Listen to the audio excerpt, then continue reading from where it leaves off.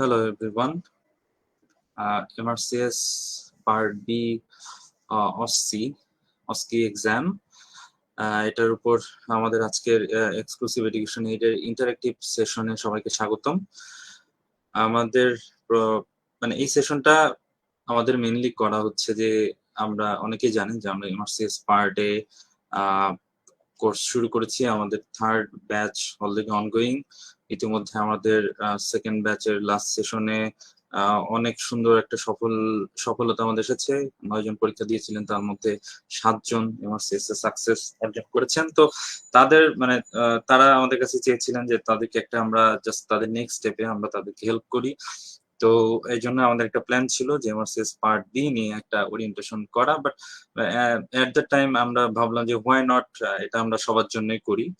So এই জন্য আমাদের আজকের ইয়েটা হচ্ছে যে আমরা পেজ থেকে লাইভে যে এমআরসিএস পার্ট বি অস্কি এক্সাম কি, কেন, কিভাবে, কোথায়, কত টাকা, কিভাবে করতে হয়, কোথা থেকে পড়তে হয়, এইসব নিয়ে। তো আমাদের লাইভটা জাস্ট কেবল শুরু হলো। আমরা একটু লাইভের শুরুতে তো অডিয়েন্স কম থাকে, তো অনেকে অনেক কিছু মিস করে যান। তো এটার জন্য আর কি শুরুতে আমরা একটু টাইম নিই সবার একটু জয়েন করার জন্য। তো সবাই মোটামুটি আমাদের একটু স্যাটিসফ্যাক্টরি অডিয়েন্স হলেই আমরা 2-3 মিনিটের মধ্যে আমরা আশা করি আমরা একটা ডিসকাশন শুরু করব। তো ইন দ্য মিন টাইম একটু কথাবার্তা বলি। সেটা হচ্ছে যে first of all about me, আমি হচ্ছে যে ডাক্তার মোহাম্মদ আগিব শাহরিয়ার। আমি ডিএমসি থেকে 9-10 সেশন, আমি 9-10 সেশন আমি হচ্ছে যে 15 সালে এমবিবিএস পাস করি। দেন আমি এমআরসিএস পার্টে কমপ্লিট করি হচ্ছে যে এই ফেব্রুয়ারি মাসে, যে 2022 সালে ফেব্রুয়ারি মাসে ইংল্যান্ড থেকে। আর এই মুহূর্তে আমি আছি হচ্ছে যে প্লাস্টিক সার্জারি কোর্সে শেখ হাসিনা জাতীয় বর্ণ প্লাস্টিক সার্জারি ইনস্টিটিউটে ফেসবুক রেসিডেন্ট হিসেবে আছি। আর এর সাথে আমি আপনাদের এক্সক্লুসিভ এডুকেশন এইডের যে এমআরসিএস কোর্স, এটার মেন্টর হিসাবে আমি আছি। আমার সাথে আরো আছে হচ্ছে যে ডাক্তার আবু নাহিদ। তো এই আর কি। তো আমরা আজকে কিন্তু গুগল মিটের মাধ্যমে কানেক্টেড আছি। তো এর সাথে আপনারা গুগল মিটে তো আমাদের সাথে সরাসরি গুগল মিটের মাধ্যমে আপনারা তো সরাসরি আমাদের সাথে কানেক্টেড থাকতে পারবেন। আর এর সাথে আপনারা তো ফেসবুক লাইভে আমরা আছি। যে কোনো সময় আপনারা ফেসবুক লাইভে আমাদেরকে কমেন্টের মাধ্যমে জানাতে পারেন। আমি একই সাথে ফেসবুক লাইভের কমেন্ট বক্স এবং হচ্ছে যে আমাদের গুগল মিট দুটাতে কানেক্টেড থাকবো। গুগল মিটে লিঙ্কটা আমাদের যেই পোস্টে সেটাতে দেয়া থাকবে। এক্ষেত্রে আপনি সরাসরি যে কোনো মুহূর্তে আমার সাথে ওভার দ্য ভয়েস কল কথা বলতে পারবেন। আর হচ্ছে যে ফেসবুকের যে আমরা লাইভে আছি ওটা তো আমি কমেন্ট বক্সে সবসময় চোখ রাখছি। এখানকার যে কোনো কোশ্চেন আপনারা আস্ক করতে পারেন, any silly question, I don't mind, আমি এটার জবাব দেওয়ার চেষ্টা করব। তো আমাদের আজকের সেশনটা হচ্ছে যে খুবই ছোটখাটো। মানে আমরা চাচ্ছি যে 1 ঘন্টার একটা খুব জমজমাট সেশন হোক, যেখানে আমি 30 মিনিট কথা বলবো অ্যাবাউট মানে কিভাবে কি কি এমআরসিএস পার্ট বি অস্কি এক্সাম কিভাবে হয়, কখন দিতে হয়, কি কি সমস্যা, টিপস এন্ড ট্রিক্স। আর পরবর্তী আমাদের 20 থেকে 25 মিনিট থাকবে যা আপনাদের বিভিন্ন ধরনের কোশ্চেন অ্যান্সার দেওয়ার জন্য। ঠিক আছে? তো মোটামুটি আমাদের অনেকে লাইভে জয়েন করেছেন, তো আশা করি শুরু করা যাক। তো ফার্স্ট অফ অল সেটা হচ্ছে যে আমাদের এমআরসিএস পার্ট বি এই এক্সামটা আসলে কি। হ্যাঁ, তো এই এক্সামটা হচ্ছে যে আমাদের এই যে এমআরসিএস যে এক্সামটা আমরা বলি যে আমার রয়্যাল কলেজের একটা মেম্বারশিপ এক্সাম, যেখানে হচ্ছে যে যেটা ফার্স্ট অফ অল হচ্ছে যে এটা ইউকের যে training pathway, surgical training pathway, ওইটার একটা অংশ। আর সেকেন্ড অফ অল আমরা বাংলাদেশ থেকে যারা ইউকে তে সার্জিক্যাল ক্যারিয়ার করতে চাই, জিএমসি রেজিস্ট্রেশন নিতে চাই, তাদের জন্য খুব ইম্পর্টেন্ট একটা এক্সাম এমআরসিএস। তো ওই এমআরসিএস পরীক্ষাটা 2টা পার্ট, এমআরসিবি কিন্তু 3টা পার্ট, ওটাতে তো আবার কনফিউজ হয়ে যাওয়ার কিছু নেই। সার্জারিতে তুলনামূলক একটু সহজ। এমআরসিএস এ 2টা পার্ট, পার্ট এ আর পার্ট বি। তো পার্ট এটা হচ্ছে যে আমাদের পুরোপুরি অসপি টাইপের, যে 300 মার্কের কোশ্চেন, যেটা হচ্ছে যে অনলাইনে আগে তো ছিল এটা ওই রয়্যাল কলেজে যে একদম খাতা কলমে গোল্লা ভরাট করে পরীক্ষা দিতে হতো। আর যে করোনা আসার পরে থেকে এটা তো অনলাইন হয়ে গেছে। তো এটা কিন্তু যেহেতু অনলাইন, এটা হচ্ছে যে আমরা কিন্তু বাংলাদেশে বসেই দিতে পারি। তো ওই পরীক্ষাটা যখন আমরা পাশ করে যাব, দেন আমরা আমাদেরকে মানে নেক্সট স্টেপ হচ্ছে যে এমআরসিএস পার্ট বি। তো এটা হচ্ছে সেকেন্ড স্টেপ এবং ফাইনাল স্টেপ। তো এই পরীক্ষাটা কিন্তু মানে আর অনলাইনে দেওয়া যাবে না, এটা ফিজিক্যালি দিতে হবে।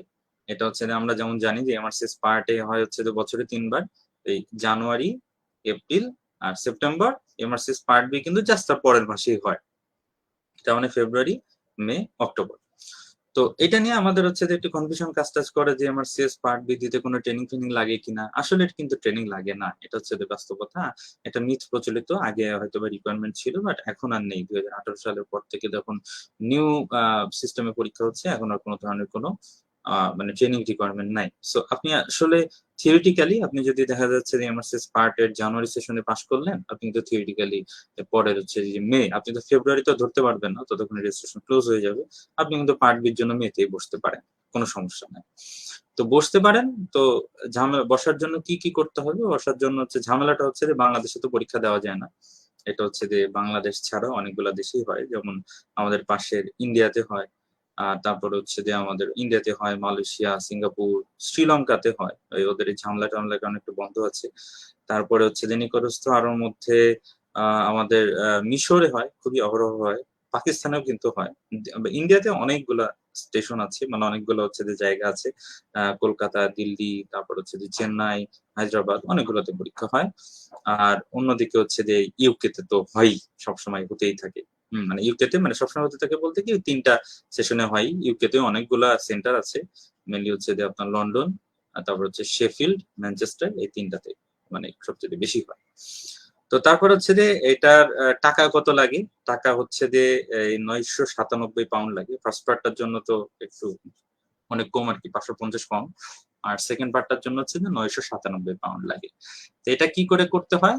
পরীক্ষাটা বুক দিতে হয়। বুক দেওয়ার সিস্টেম কিন্তু হচ্ছে যে এমআরসিএস পার্টে আপনারা যেভাবে বুক দিছিলেন, যে প্রথমে হচ্ছে যে রয়্যাল কলেজের ওয়েবসাইটে অ্যাকাউন্ট খুলছিলেন, খুলে তারপর হচ্ছে যে প্রথমে সার্জিক্যাল এক্সামস অপশনে গেছেন, অপশনে যে তারপরে ওই টাইম সিলেক্ট করছেন, যাচ্ছে এপ্রিলে পরীক্ষা দিবেন, তারপরে হচ্ছে যে টাকা জমা দিচ্ছেন, হয়ে গেছে। তো ঠিক সেম, একদম সেম। এবার আপনি যখন এমআরসিএস পার্টে পাস করবেন, এরপরে আপনি আবার ওই যেই মানে যেই রয়্যাল কলেজের আন্ডারে আপনার অ্যাকাউন্টটা খোলা, ওই ওয়েবসাইটে যাবেন, যে তারপরে হচ্ছে যে এখানে টাকা পয়সা জমা দিবেন, সেম একদম, মানে পার্ট এবং পার্ট বি দুইটা দুইটারই বুকিং টুকিং টাইপের সিস্টেম সেম। এখন এইখানে একটা ভেজালটা হচ্ছে যে ওই যে কলেজ, যেটা 4টা কলেজ, এটা নিয়ে মানুষজন একটু কনফিউজ হয়ে যায়। সেটা হচ্ছে যে মানে কলেজের ব্যাপারটা তো এমআরসিএস, যেহেতু আপনি পার্ট বি এর সেশন দেখতেছেন, তার মানে ধরে নিচ্ছে পার্ট এ সম্পর্কে আপনার ধারণা আছে। তারপরে শর্টকাটে একটা ধারণা দিয়ে দিই, সেটা হচ্ছে যে মানে রয়্যাল কলেজ কারোর কারোর নামের পিছনে লেখা থাকে যে MRCS England, MRCS Edinburgh, MRCS Glasgow. এই ঘটনাটা কি? ঘটনাটা হচ্ছে যে এমআরসিএস পরীক্ষাটা আমরা যেমন ধরেন ওই যে এসএসসি পরীক্ষা দিই, এইচএসসি পরীক্ষা দিই, কেউ যশোর বোর্ড থেকে পরীক্ষা দিই, কেউ ঢাকা বোর্ড, কুমিল্লা বোর্ড, এরকম ঠিক সেম এমআরসিএস পরীক্ষাটা ওদের হচ্ছে 4টা কলেজ আছে এরকম, royal college of England, Edinburgh, Ireland আর গ্লাসগো। তো 4টা কলেজ মিলায় এমআরসিএস পরীক্ষাটা ওরা নেয়।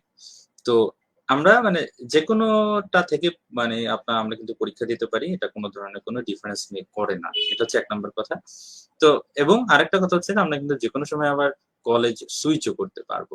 তার মানে কি, দেখা যাচ্ছে আপনি এমআরসিএস পার্ট এ দিচ্ছেন হচ্ছে যে রয়্যাল কলেজ অফ ইংল্যান্ড থেকে, তারপর হচ্ছে যে এমআরসিএস পার্ট বি আপনি রয়্যাল কলেজ অফ এডিনবরা থেকে দিচ্ছেন, কোনো সমস্যা নেই। এখন মানুষজন কেন সুইচ করে, মেন কথা হচ্ছে যে কি, যে সবগুলো কলেজের এই যে সেন্টার, সেন্টার নিয়ে একটু ঝামেলা টামেলা বাঁধে। দেখা যাচ্ছে যে আপনি চান হচ্ছে ইন্ডিয়াতে পরীক্ষা দিতে, হ্যাঁ, কিন্তু আপনি রয়্যাল কলেজ অফ ইংল্যান্ডের ওয়েবসাইটে যেয়ে দেখলেন যে আল্লাহ, এই বছর ওরা কি একটা কারণে যে মেতে আপনি সামনে পরীক্ষা দিতে চান, কিংবা সাপোজ যে ফেব্রুয়ারিতে পরীক্ষা দিতে চান 2023 সালে, রয়্যাল কলেজ অফ ইংল্যান্ডের ওয়েবসাইটে ঢুকে দেখলেন যে ওরা ফেব্রুয়ারিতে কোনো মানে ইন্ডিয়াতে কোনো সেন্টারই করবে না, হ্যাঁ, ওরা হচ্ছে নেক্সট মেতে করবে। তো আপনি তো সিস্টেম লসের মধ্যে পড়তে চান না।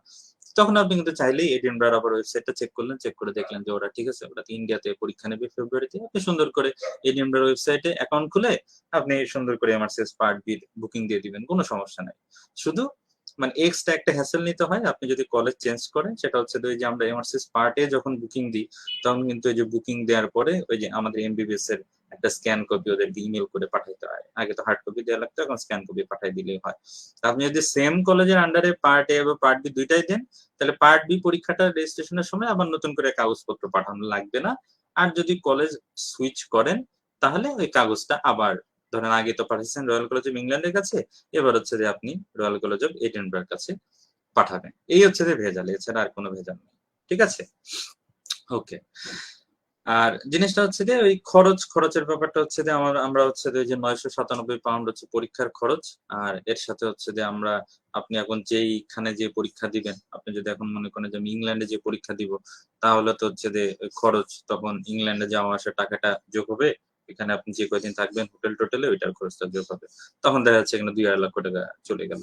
আর আপনি যদি দেখা যাচ্ছে ইন্ডিয়াতে পরীক্ষা দেন, ইন্ডিয়াতে তখন তো আবার আপনি ইন্ডিয়াতে যাইতে লাগে দেখা যাচ্ছে ৳২,০০০। হ্যাঁ, আপনি যদি কলকাতাতে পরীক্ষা দেন, মৈত্রী ট্রেনে করে চলে যাবেন ৳২৫০০ কোনো ব্যাপার না। সো এইজন্য মানে বেসিক খরচ হচ্ছে ৯৯৭ আর এর সাথে হচ্ছে আপনি কোন দেশে পরীক্ষা দিচ্ছেন, আপনার শিডিউল, আপনার হিসাব-নিকাশ সব মিলে ওইটার টাকাটা তাহলে একটু আপ ডাউন হয়। এই হচ্ছে যে আমাদের এমআরসিএস পার্ট এর বি সংক্রান্ত ইন্ট্রোডাকশন। এরপরে কি? সেটা হচ্ছে যে আমাদের আসলে পরীক্ষাটা কিভাবে হয়? তো তো তারপর হচ্ছে যে আমাদের MRCS structure of the exam. Structure of the এক্সামটা কি? যে আমাদের এমআরসিএস এক্সামটা আমরা ১৭টা মানে এটা আসলে কি এটা একটা অসপি টাইপের একটা পরীক্ষা কিন্তু, হ্যাঁ? আমরা যেমন ওই যে মেডিকেল কলেজে অসপি পরীক্ষা দিই না? যে হচ্ছে যে ওই যে আমাদের অনেকগুলা স্টেশন থাকে আমরা ঘন্টা বাজে আমরা দৌড়ায় এই অসপি দিই। তো এই জিনিসটা কিন্তু একদম সেম যে এখানে আমাদের ১৭টা স্টেশন থাকে আর হচ্ছে যে তার মধ্যে হচ্ছে যে ৮টা স্টেশন থাকে নলেজ আর ৯টা থাকে স্কিল। আচ্ছা একটু just in the mean time আমি একটু আমাদের লেকচারে একটু ইন্টারাপ্ট করি। সেটা হচ্ছে যে আপনারা যারা ফেসবুক লাইভে আমাদেরকে দেখতে পাচ্ছেন তারা কি একটু প্লিজ কমেন্ট বক্সে জানাবেন যে আপনারা এখন স্ক্রিনে কি দেখতে পাচ্ছেন? আমরা কিন্তু স্ট্রাকচার অফ এক্সাম এই ধরনের একটা স্লাইড পড়াচ্ছি। তো আপনারা কি ফেসবুকে এমআরসিএস পার্ট বি অস্কি এরকম দেখতে পাচ্ছেন নাকি স্ট্রাকচার অফ দ্য এক্সাম এই স্লাইডটা দেখতে পাচ্ছেন?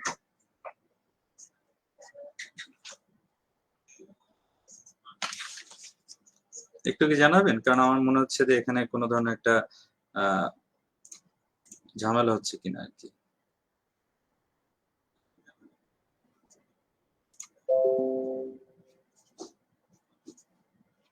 লাইভে আমাদের প্রায় ১৩ জন আমাদেরকে দেখছেন। তারা একটু আমাদেরকে প্লিজ জানায়েন। আচ্ছা, ঠিক আছে। আচ্ছা, তো তাহলে স্ট্রাকচার অফ দ্য এক্সাম মানে পরীক্ষাটা আসলে কিরকম হয়? সেটা হচ্ছে যে আমরা ওই যে মেডিকেল কলেজ লাইফে ওই অসপি পরীক্ষা দিতাম। অসপি আর অস্কি জিনিস একই। যে যেরকম দেখা যাচ্ছে যে কিছু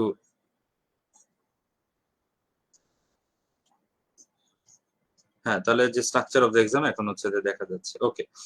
তাহলে এই যে এমআরসিএস এই যে আগে যেমন আমরা মেডিকেল কলেজ লাইফে পরীক্ষা দিতাম না? যে ঠিক সেম টাইপের হচ্ছে যে আমাদের এরকম বিভিন্ন স্টেশন থাকে ১৭টা স্টেশন। আর তার মধ্যে থাকে হচ্ছে যে ৮টা থাকে হচ্ছে যে নলেজ আর ৯টা থাকে হচ্ছে যে স্কিল স্টেশন। প্রত্যেকটা নিয়ে আমরা ডিটেইলস পরে আসতেছি বাট শুরুতে একটু জানাই দিই। তো তার মানে কি যে আমাদের আসলে পরীক্ষাটা ২ ভাগে বিভক্ত। এমআরসিএস পার্ট এ তে যেমন আমাদের ২ টা পেপার ছিল। পেপার 1 বলা হয়তো যে আমাদের ওই যে এপ্লাইড বেসিক স্কিল ওইটা হচ্ছে অ্যাসেস করে। আর অন্যদিকে পেপার বি হচ্ছে যে আমাদের যে ওই যে ক্লিনিক্যাল মানে বিভিন্ন অন্যান্য বেসিক সার্জিক্যাল নলেজ এগুলো হচ্ছে অ্যাসেস করে। ঠিক সেরকম ভাবে আমাদের পার্ট বি তেও কিন্তু আমাদের ২ ধরনের ওরা অ্যাসেস করে। একটা হচ্ছে যে আমাদের জ্ঞান আছে কিনা মানে নলেজ আর আরেকটা হচ্ছে আমাদের সার্জনের সার্জিক্যাল স্কিল আছে কিনা।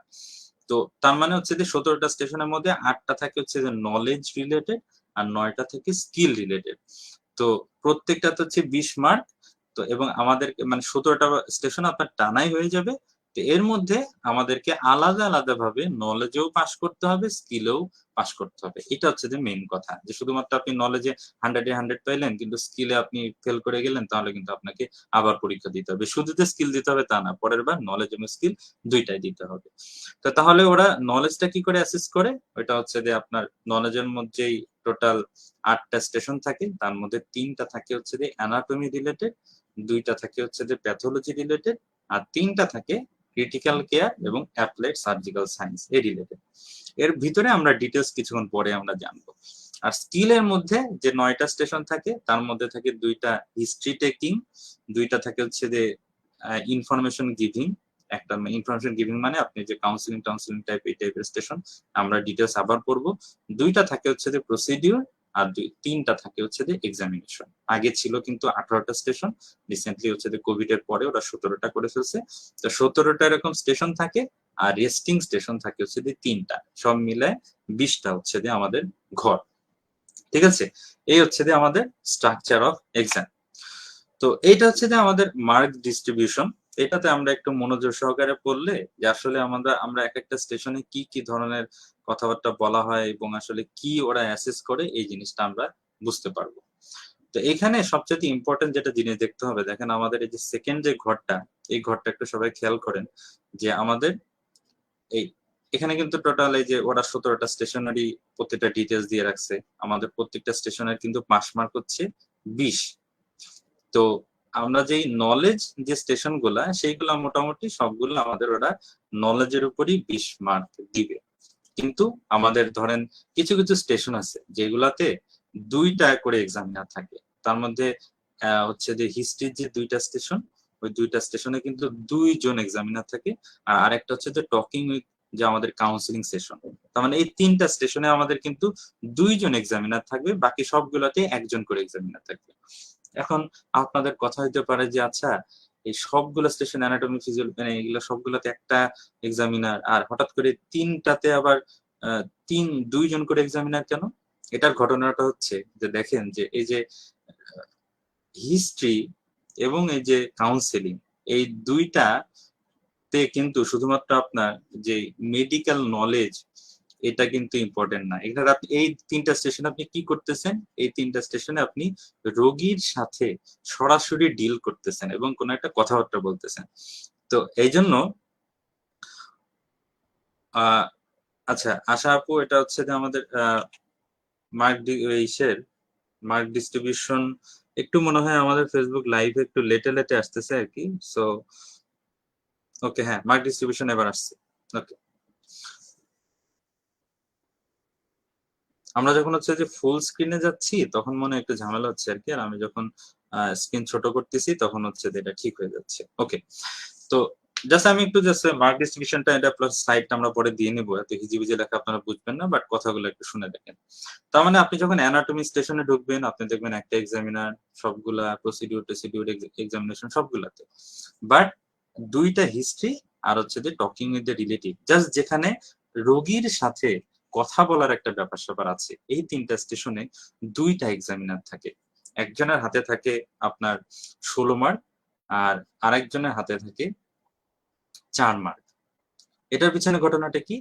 এই যে 16 মার্ক দিবে, এই এক্সামিনারটা থাকে হচ্ছে যে একজন ওই মেডিকেল, মানে একজন ডক্টর থাকে। আর আরেকটা হচ্ছে যে যে 4 মার্ক থাকে না, ওই 4 মার্কটা থাকে ওই এক্সামিনারটা কিন্তু ডাক্তার না, এমনি র্যান্ডম একটা পার্সন, যিনি হচ্ছে যে সাইকিয়াট্রিক মানে অ্যাসেসমেন্ট করতে পারেন এরকম একটা লোককে নিয়ে আসা হয় টিচার হিসাবে। তার ওই যে 4 মার্ক, ওর কাজ হচ্ছে যে কোনো ধরনের আপনি আসলে ভুলভাল বলতেছেন কি বলতেছেন না, এটা ও তো বুঝে না, ও তো মেডিকেল না। ওর কাজ হচ্ছে শুধুমাত্র এই যে আপনি যখন পেশেন্টের হিস্ট্রি নিচ্ছেন এবং পেশেন্টের সাথে কাউন্সিলিং করতেছেন, এই সময় আপনি পেশেন্টের প্রতি কি ধরনের ইমোশনাল আপনি রেসপন্স দেখাচ্ছেন, ও শুধু ওইটার উপরে মার্ক দেয়। তার মানে একদম আপনি বুঝতে পারবেন যে আপনি দেখা যাচ্ছে একটা কাউন্সিলিং স্টেশন করতেছেন, আপনি একদম বুঝতে পারবেন যে দেখা যাচ্ছে রোগী জিজ্ঞাসা করলো যে আমার এই মানে এই অপারেশনের দেখা যাচ্ছে সাকসেস রেট কত, কিরকম কি কি, আপনি এটা বললেন, সাথে সাথে আপনার ওই ডক্টর যে এক্সামিনার সে কাজ কাজ কাজ করে একটু একটু করে মার্ক দিল।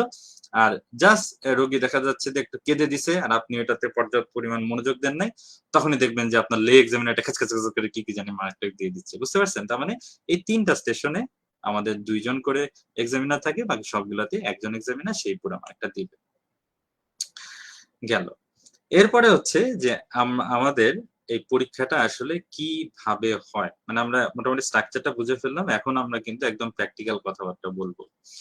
তো পরীক্ষাটা যেভাবে হয় সেটা হচ্ছে যে আমাদের ধরেন একদম ওই দিন থেকে কি কি ঘটনা ঘটে একদম আমি ছবির মতো বলে দিই। সেটা হচ্ছে যে পরীক্ষা আপনার একদম একটা ফিক্স ডেতে হয় না, এটা হচ্ছে 1 নম্বর কথা। আপনি যখন বুকিং দিবেন, বুকিং দিতে দেখবেন যে, যেমন আমার ঘটনাটাই বলি, আমার পরীক্ষা ছিল, আমি যখন বুকিং দিছি তখন আমাকে দেখাচ্ছিল যে 5 থেকে 20 ফেব্রুয়ারি এই টাইমের মধ্যে পরীক্ষা হবে। তারপর হচ্ছে আমি রেজিস্ট্রেশন করলাম, আমি জানি না 5 থেকে 20 তারিখের মধ্যে কবে কি।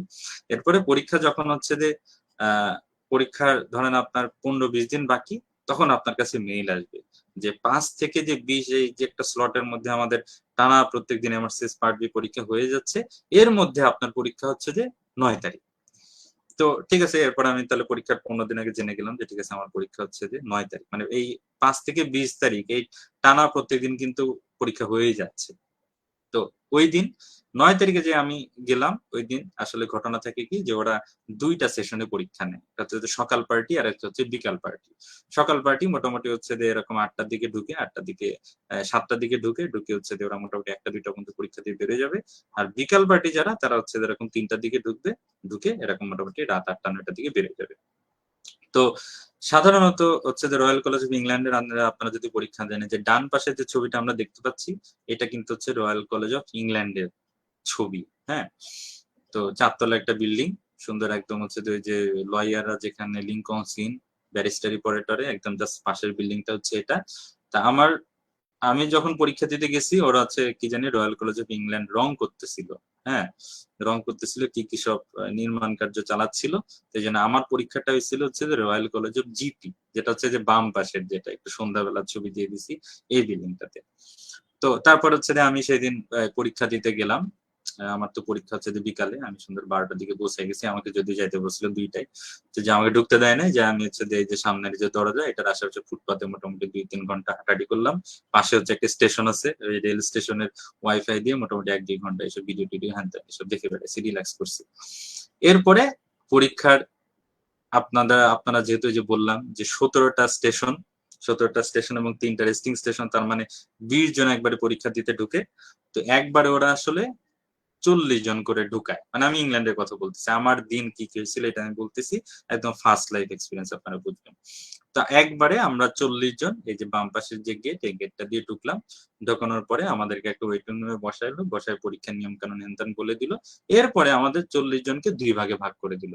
আমরা 20 জনের একটা গ্রুপ চলে গেলাম হচ্ছে একটা ডান পাশের হল রুমে, আর আরেকটা গ্রুপ চলে গেল বাম পাশের হল রুমে। এরপরে আমরা এই বাকি 20 জনের চেহারা দেখছি পরে 6 ঘন্টা পরে। তারপরে হলরুমে যে কি হয়, হলরুমে যে ধরেন এই যে এখন যে ছবিটা দেখা যাচ্ছে, এরকম একটা ঘটনা ঘটে যে আপনার একটা হল, মানে যেখানে পরীক্ষা হোক, ইন্ডিয়া বাংলাদেশ, মানে বাংলাদেশে তো হয় না, পাকিস্তান সেম সিনারিও, যে এরকম একটা হলরুম থাকে যেখানে আপনার ধরেন পাশাপাশি 20টা এরকম কিউবিকল কিংবা ঘর সাজানো থাকে। এই যে বাম পাশে যে ছবিটা দেখতে পাচ্ছি, এটা কিন্তু হচ্ছে রয়্যাল কলেজ অফ এই যে জিপি। আমি কিন্তু পরীক্ষা দিয়েছিলাম রয়্যাল কলেজ অফ জিপি তে পরীক্ষাটা। রয়্যাল কলেজ অফ জিপির ভিতরে দেখতে এরকম একদম এই ঘরগুলোতে আমি পরীক্ষা দিছি। তো একদম আপনাদেরকে বলবে যে ঠিক আছে, বুকের মধ্যে যে মার্ক করে দিবে যে আপনার নাম্বার এত, নাম্বার এত, আমরা প্রফেশনাল যেরকম করি। তারপরে এই যে দরজার সামনে ডান পাশে দেখতেছি না, এই যে এরকম করে দাঁড় করাই দেয়। তো আসলে আমাদের উল্টা করে দাঁড় করাই দেয়। হ্যাঁ, তো উল্টা করে দাঁড় করানোর কাহিনীটা কি, যে প্রত্যেকটা স্টেশন হচ্ছে যে আমার 10 মিনিট। তো 10 মিনিটের মধ্যে, মানে 10 মিনিট পর ঘন্টা বাজে, আর একজন এই রুম থেকে বেরে ডানে বলে যে ডান পাশে আপনারা রোটেট করে। তো সেই 10 মিনিটের মধ্যে পুরো 10 মিনিটই কিন্তু আপনি পরীক্ষা দিতে পারবেন না। প্রথম 1 মিনিট হচ্ছে যে এই যে দরজার যে এই ঘরের যে দরজা, ওই ঘরের দরজার গায়ে একটা ইনস্ট্রাকশন দেয়া থাকে যে এই স্টেশনে এই হবে, সেই হবে। কোন স্টেশনে কিভাবে ইনস্ট্রাকশন দেয়া থাকে সেটা আমি বলে দিব। তো এরকম দেয়া থাকে, আপনি 1 মিনিট ধরে পড়বেন, পড়ার পরে তারপরে আর একটা ঘন্টা বাজবে, টাং করে মানে বুঝতে পারবেন যে 1 মিনিট শেষ, পরবর্তী 9 মিনিট শুরু। আপনি ঘরের মধ্যে ঢুকে যাবেন, ঢুকে যেয়ে তারপর হচ্ছে আপনার পরীক্ষা নিরীক্ষা শুরু হয়ে যাবে। এই হচ্ছে কিন্তু ঘটনা পরিস্থিতি এই। আর তার মধ্যে 3টা রেস্টিং স্টেশন আছে, 3টা রেস্টিং স্টেশনের মধ্যে আবার 2টা হচ্ছে যে ফুল রেস্ট, যে সময় আপনি বসে যে চা ঘরে ঢুকে দেখবেন কিছু নাই, চা বিস্কুট পানি টানি দেওয়া আছে, চিপস টিপস আছে, আপনি 10 মিনিট ধরে চিপস টিপস খাবেন, 10 মিনিট না 9 মিনিট। আর একটা রেস্টিং স্টেশন আছে, ওইটা আসলে নামে রেস্টিং স্টেশন কিন্তু কাজে আসলে অনেক ইম্পর্টেন্ট কাজ, সেটা আমি বলে দিব যে কি কারণে এটা রেস্টিং স্টেশন হইলেও আসলে এখানে রেস্ট নেওয়া যায় না। তো তারপরে হচ্ছে যে আমাদের এবার আসি যে মেন পরীক্ষাতে আমরা ঢুকে পড়ছি, ঠিক আছে, একদম বিল্ডিং এর বাইরে থেকে শুরু করে ভিতর পর্যন্ত সবই বুঝাই দিলাম। এরপর হচ্ছে যে আমরা পরীক্ষাতে কিরকম হয়, অ্যানাটমির যেটা 3টা স্টেশন, এটা হচ্ছে যে আমরা তো বলছি যে সবই হচ্ছে যে 10 মিনিট। তো অ্যানাটমি স্টেশনে আপনি যে বাইরে 1 মিনিট দাঁড়ায় দাঁড়ায় পড়বেন, তারপরে ঘন্টা যখন বাড়বে ভিতরে 9 মিনিট আপনি পরীক্ষা দেওয়ার জন্য ঢুকে যাবেন। তো এই যে বাইরে 1 মিনিট যেটা পড়বেন, এখানে কি লেখা থাকে, মানে তেমন খুব একটা ইনফরমেশন লেখা থাকে না। ধরুন দরজায় লেখা থাকবে যে this is an anatomy station and in this station will be asked some questions regarding head neck কিংবা লোয়ার লিম্ব কিংবা আপার লিম্ব, এরকম একটা কথা বলে দিবে। তো এখানে আমরা এখানে মেন কথা হচ্ছে যে আমরা কিন্তু যে মেডিকেল কলেজে যখন এরকম থিওরিটিক্যাল স্টেশন গুলা দিছি, ওইগুলা কিন্তু থাকে হচ্ছে যে আমাদের মানে কোশ্চেন দেয়া থাকে, আমরা ঝড়ের গতিতে 5 মিনিট কিংবা আমরা যে এমএস ফেজে পরীক্ষা টরীক্ষা দিই তখনও কিন্তু আমরা কোশ্চেন আনসার লিখি। কিন্তু এটাতে কিন্তু কনফিউজ হওয়ার সুযোগ নাই যে এদের যে নলেজ পার্ট গুলা সেখানে কিন্তু মানে লেখালেখি নাই। এটা কিন্তু মানে একদম টাস টাস করে একজন এক্সামিনার থাকে, সে কিছু কোশ্চেন জিজ্ঞাসা করে, তারপরে সেই কোশ্চেন গুলা উত্তর দিতে হয়, মানে পুরোটাই ভোকাল, লেখালেখির বলে কিছু নেই। তো ঘটনাটা কি হয় সেটা হচ্ছে যে আপনি ধরেন এই যে বাইরে দরজা দেখলেন যে in this station will be asked some question regarding the anatomy of the head neck. এবার আপনি 9 মিনিটের ঘন্টা পড়লে আপনি ঘরে ঢুকলেন, ঢুকে দেখবেন যে আপনার ঘরের মধ্যে হয় অনেকগুলা ছবি সাঁটানো থাকবে, ছবি দেখা যাচ্ছে আঠা টাটা মেরে দেয়ালে আটকানো, কিংবা আপনার মানে ওই ছবিগুলো হয় সাধারণত কোনো ডিসেকশন, হ্যাঁ, যে ধরেন আমি যে ছবিটা দিয়ে রাখছি না, এটা হচ্ছে অ্যান্টিকিউবিটাল ফোসার একটা ডিসেকশনের ছবি। তো এই ধরনের কিছু ছবি টবি থাকে যাতে বিভিন্ন ধরনের যে সংখ্যা টংখ্যা দিয়ে মার্ক করা থাকে, কিংবা আপনার হয়তো রিয়েল আসলে একটা এরকম ডিসেকশন করা হাতই থাকতে পারে ফরমালিনে চুবানো, যার মধ্যে দেখা যাচ্ছে পতাকা দিয়ে এক একটা স্ট্রাকচার মার্ক করা থাকবে, লাল দিন পতাকা, কিংবা হয়তোবা রিয়েল মানে একদম রক্ত মাংসের ইয়ে না থেকে দেখা যাচ্ছে যে আপনার মানে একটা প্লাস্টিকের এরকম একটা ডামি থাকতে পারে, কিংবা বোনস থাকতে পারে, বোনস হাড্ডি, হাড্ডি থাকবে, হাড্ডির মধ্যে বিভিন্ন মার্ক করা থাকবে যে এ বি সি ডি। তো এরকম, তো তারপরে আপনি এক্সামিনার যে ঢুকবেন, ঢোকার পরে এক্সামিনার আপনাকে বলবে যে ঠিক আছে তুমি এই ছবিটা একটু ভালো করে দেখো, দেখে বলো যে এই যে এখানে যেগুলো গোল দেওয়া আছে দেখা যাচ্ছে যে 4 নম্বর স্ট্রাকচারটা কি, এরকম টাস টাস টাস করে আপনাকে মানে 4-5টা কোশ্চেন জিজ্ঞেস করবে, আপনি বলবেন যে ঠিক আছে 4 নম্বর স্ট্রাকচার, এখানে 4 নম্বর স্ট্রাকচার হচ্ছে যে ব্রাকিয়াল আর্টারি, ঠিক আছে বলো হচ্ছে 12 নম্বর স্ট্রাকচারটা কি, আপনি তখন বলবেন 12 নম্বর স্ট্রাকচার হচ্ছে মিডিয়ান নার্ভ। এরকম করে 4-5টা কোশ্চেন আপনাকে আস্ক করবে, আস্ক করার পর দেখবেন এক একটা কোশ্চেন উত্তর দিবেন, এগুলো একদম মানে মাপা, মানে এখানে কিন্তু মাপা কোশ্চেন, যে আপনার উত্তর হচ্ছে যে 4-এর উত্তর আপনার ব্রাকিয়াল আর্টারি, আপনি বলবেন টাস করে একটা টিক দিবে, একদম আমরা অস্পিতে যেরকম চেক পয়েন্ট থাকে না ওদের কাছে এরকম চেক পয়েন্ট থাকে। এরপরে আপনার যদি ধরেন 4-5টা স্ট্রাকচার জিজ্ঞাসা করা শেষ, এরপরে ওরা আরো কিছু কোশ্চেন জিজ্ঞাসা করবে, হয়তো বা একটা অরিজিন ইনসার্শন জিজ্ঞাসা করলো একটা মাসলের, কিংবা কোনো একটা নার্ভের একটা রুট ভ্যালু জিজ্ঞাসা করলো, এরকম ভাবে টাস টাস করে ওদের। আমরা যেমন হচ্ছে যে একটু রিকল করতে পারেন যে আমরা প্রফ দিতাম না, প্রফে যেরকম আমাদের কার্ডের কোশ্চেন থাকতো, যে এই ফিজিওলজির কার্ডের কোশ্চেন লিক হয়ে যায়, যে এই কার্ডে এই কোশ্চেন গুলো আছে, ফরেন্সিকের এক একটা কার্ডের কোশ্চেন, এমআরসিএস কিন্তু ঘটনা হচ্ছে এই যে মানে হ্যান্ডের একটা স্টেশন আছে, ওইটার কার্ডে 16টা কোশ্চেন আছে, প্রত্যেকটাতে এরকম 1-1.5 করে মার্ক, আপনাকে 16টা কোশ্চেন জিজ্ঞাসা করবে, আপনি প্রত্যেকটা পারবেন, এক এক করে দিবে, আপনি যেগুলো পারবেন না সেগুলো দিবেন না। এখানে একটা ইন্টারেস্টিং ব্যাপার হচ্ছে, এখানে কিন্তু আপনার দেখেন যে মানে একটা স্যার আপনি খুব ভালো পারতেছেন, আস্তে আস্তে পেঁচাইতে পেঁচাইতে পেঁচাইতে ওই যে গভীরে নিয়ে চলে গেল, এরকম কোনো সুযোগ নাই, ওই কার্ডের যে কোশ্চেন গুলো আছে ওইগুলাই জিজ্ঞাসা করবে, আপনি পারলেও কিছু যায় আসে না, না পারলেও কিছু যায় আসে না। আর আরেকটা ব্যাপার হচ্ছে যে এখানে তো কোনো মানে ফিক্স কোশ্চেন, আপনি এই বেসিকই আপনি পারেন না, আপনাকে আর কি জিজ্ঞাসা করবো, আমাদের প্রফে যেরকম বলে, তো এরকম করার কোনো সুযোগ নাই, কারণ এখন এসে মানে আপনি পার্সেন্ট পার্সেন্ট ওরা একের মধ্যে শূন্য দিবে, হ্যাঁ, 6 নম্বর কোশ্চেনে 1.5 মার্ক, 1.5-এর মধ্যে 1 দিবে, এরকম। সো এখানে হচ্ছে যে চেতে যাওয়ার কিছু নাই, কিংবা আসলে টিচারের উপর কিছু না যে তুমি বেসিকই পারলা না, কিংবা একে সহজ কোশ্চেন জিজ্ঞাসা করলো একে হার্ড কোশ্চেন জিজ্ঞাসা করলো, এটা বলার কিছু নেই, বুঝা গেছে, মানে একদম ফিক্স কার্ডের কোশ্চেন টাস টাস টাস টাস দিবে, আপনি বলবেন। তো এখানে হচ্ছে যে প্রো টিপস, যেটা আমি প্রত্যেকটা স্লাইডে দেখবেন যে কিছু নর্মাল মানে আসলে সিনারিও, আর এখানে কিভাবে প্রত্যেকটা স্টেশনে ভালো করা যায় লিখে রাখছি। তো এখানে প্রো টিপসটা হচ্ছে যে মানে এই যে এখন টাস টাস টাস টাস করে উত্তর জিজ্ঞাসা করে, বুঝছেন, যে দেখা যাচ্ছে বলবে যে এই নার্ভটা কি, 12 নম্বর নার্ভ, আপনি বললেন মিডিয়ান নার্ভ, মিডিয়ান নার্ভের রুট ভ্যালু বলো, এই মিডিয়ান নার্ভের কাজ কি, এই কোন কোন মাসল কি ইনারভেট করে, এই। তো হয় কি যেরকম জিজ্ঞাসা করে, তো আবার 9 মিনিটের মধ্যে দেখা যাচ্ছে প্রায় ওরা 25টা কোশ্চেন জিজ্ঞাসা করবে, একটা ভয় লাগে যে আল্লাহ এত দ্রুত জিজ্ঞাসা করতেছে।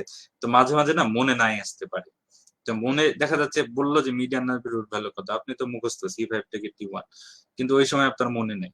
তো মনে যদি না থাকে ফট করে ভুল অ্যান্সার দেওয়া যাবে না, এটা হয় কি যে ওরা কিন্তু আপনি যদি একটা অ্যান্সার না দেন, আপনি যদি বলেন যে I will pass this question, I will answer this letter, ও কিন্তু এটা না জিজ্ঞাসা করে আবার পরেরটাতে চলে যাবে এবং ওইটাতে মার্ক বসাবে না। তো আপনি যখন সব হয়ে যাবে দেখা যাচ্ছে যে আপনার 7 মিনিটের মধ্যে পুরো পরীক্ষা শেষ, তখন আপনি বলবেন যে you can now ask me the question that I haven't answered before. ও তখন আবার এই কোশ্চেন গুলো অ্যান্সার করবে। আবার আপনি তো আবার তখন একটু চিন্তা ভাবনা করে করে বলবেন, দেখবেন যে তখন 3টা কোশ্চেন বাদ দিয়ে চলে গেছিলেন, এখন একটু চিন্তা ভাবনা করে 2টা পেরে গেছেন, একটা পারেন নাই। তো এইটা হচ্ছে যে টিপস, যে মানে যদি আপনি কোনো কোশ্চেন না পারেন তাহলে হচ্ছে তো এটা এই ফট করে ভুল বলা যাবে না, আপনারা বলবেন যে আমি এটা পরে অ্যান্সার করব। ও আসলেই তখন তখন মার্ক না দিয়ে পরে বলবে। ঠিক আছে, এটা হচ্ছে যে তাহলে বোঝা গেল যে অ্যানাটমি কিন্তু এইভাবে হয়। এরপর হচ্ছে যে প্যাথোলজি। তো প্যাথোলজিও কিন্তু একদমই সেম, যে অ্যানাটমির মতোই, যে এটা 2টা কোশ্চেন, বাইরে আপনি 1 মিনিট ধরে পড়বেন, ভিতরে 9 মিনিট ধরে কোশ্চেন দিবেন। এখানে হচ্ছে যে অ্যানাটমিতে তো ধরেন পরীক্ষা শুরু হয় কি এই যে স্পেসিমেন টেসিমেন এইগুলা দিয়ে। তো প্যাথোলজিতে শুরু হয় হতে পারে যে আপনার অধিকাংশ ক্ষেত্রেই সিনারিও টেনারিও থাকে, যে একটা দেখা যাচ্ছে এমনি কোনো সিনারিও নাও থাকতে পারে, কিংবা হচ্ছে যে এমনি জিজ্ঞাসা করতে পারে যে শুরুই হতে পারে যে একটা কার্সিনোমার সংজ্ঞা দিয়ে, মানে এক একটা থাকে যে ওদের এরকম 100 থেকে 150টা টপিক আছে, যে হয়তোবা আপনাকে প্যাথোলজির ঢুকলেন ওই স্টেশনে, আপনাকে টানা হচ্ছে যে শুধু স্টোমাক ক্যান্সার নিয়ে 15টা কোশ্চেন জিজ্ঞাসা করলো, স্টেশন পুরাটাই স্টোমাক ক্যান্সার নিয়ে হবে। শুরু হইতে পারে যে স্টোমাক ক্যান্সার কি ধরনের ক্যান্সার, ঠিক আছে, অ্যাডেনোকার্সিনোমা মেইনলি হয়। স্টোমাক ক্যান্সার কোথায় বেশি হয়, আচ্ছা ঠিক আছে আপনি বললেন যে নিচের দিকে বেশি হয়। তারপরে বলবেন যে এটার জন্য আমি কি একটা ম্যানেজমেন্ট মানে ইনভেস্টিগেশন করতে পারি, আপনি বলবেন এন্ডোস্কোপি গাইডেড বায়োপসি। তারপরে বলতে পারেন যে আচ্ছা ঠিক আছে স্টোমাকের এখানে লিম নোড কোথায় কোথায় যায়, তখন আপনি বলবেন এরকম ভাবে, বুঝতে পারছেন যে একটা টপিকেরই উপর সিরিয়াল বাই সিরিয়াল 15টা কোশ্চেন কি 20টা কোশ্চেন করবে। আপনি যেটা পারবেন সেটাতে একের মধ্যে কিংবা হাফের মধ্যে শূন্য পাবেন, যেটা মানে পারবেন না শূন্য পাবেন, যেটা পারবেন এখানে একে 1 দিবে। সো আবারও মানে এখানে কিন্তু একই টিপস, যে এখানে এক হচ্ছে যে আপনি যদি না পারেন পাস করে যাবেন, পরে এসে আবার আপনাকে ফেরত দিতে পারবে। আর 2 হচ্ছে যে এখানে কিন্তু মানে এক্সামিনার হার্ড কিংবা ফাস্ট হওয়ার কোনো ব্যাপার স্যাপার নাই, পুরো জিনিসটা ভেরি অবজেক্টিভ, মানে সাবজেক্টিভ ব্যাপার স্যাপার নাই। এরপরে হচ্ছে যে ক্রিটিক্যাল কেয়ার। তো ক্রিটিক্যাল কেয়ার আর কিংবা অ্যাপ্লাইড সার্জারি, এটাও হচ্ছে যে নলেজের 3টা স্টেশন। তো এখানেও একদম আগের মতোই, যে বাইরে আপনি দরজাতে একটা পাবেন, 1 মিনিট পাবেন, আর ভিতরে ঢুকে 9 মিনিট। তো এইখানে অ্যানাটমি যেরকম স্পেসিমেন দিয়ে শুরু হইলো, ক্রিটিক্যাল কেয়ার তো ক্রিটিক্যাল কেয়ার। তো এখানে সাধারণত দেখা যাচ্ছে 3টা স্টেশনের মধ্যে একটা এরকম ট্রমা টমা কিছু থাকে। ট্রমার মধ্যে মেইনলি যে উপরে ছবি দিয়ে রাখছি না, মানে যে উপরেরটা কি, যে চার্ট অফ 9, এই বার্ন ভিকটিমদের যেভাবে পার্সেন্টেজ বের করা হয়। তো সাধারণত আমি দেখছি যে খুবই কমন যে বার্ন ভিকটিম যেটা নিয়ে থাকে, এরকম একটা ছবি দেওয়া থাকে।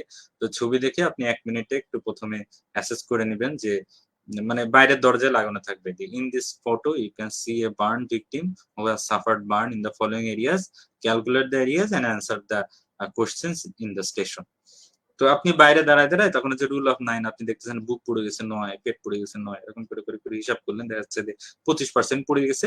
এবার আপনি স্টেশনের ঘরের মধ্যে ঢুকলেন, ঢুকেই তখন অ্যান্সার করলো, ঠিক আছে হোয়াট ইজ দ্য কত পার্সেন্ট পড়ছে, তুমি কি হিসাব করছো, আচ্ছা আমি হিসাব করছি 25%।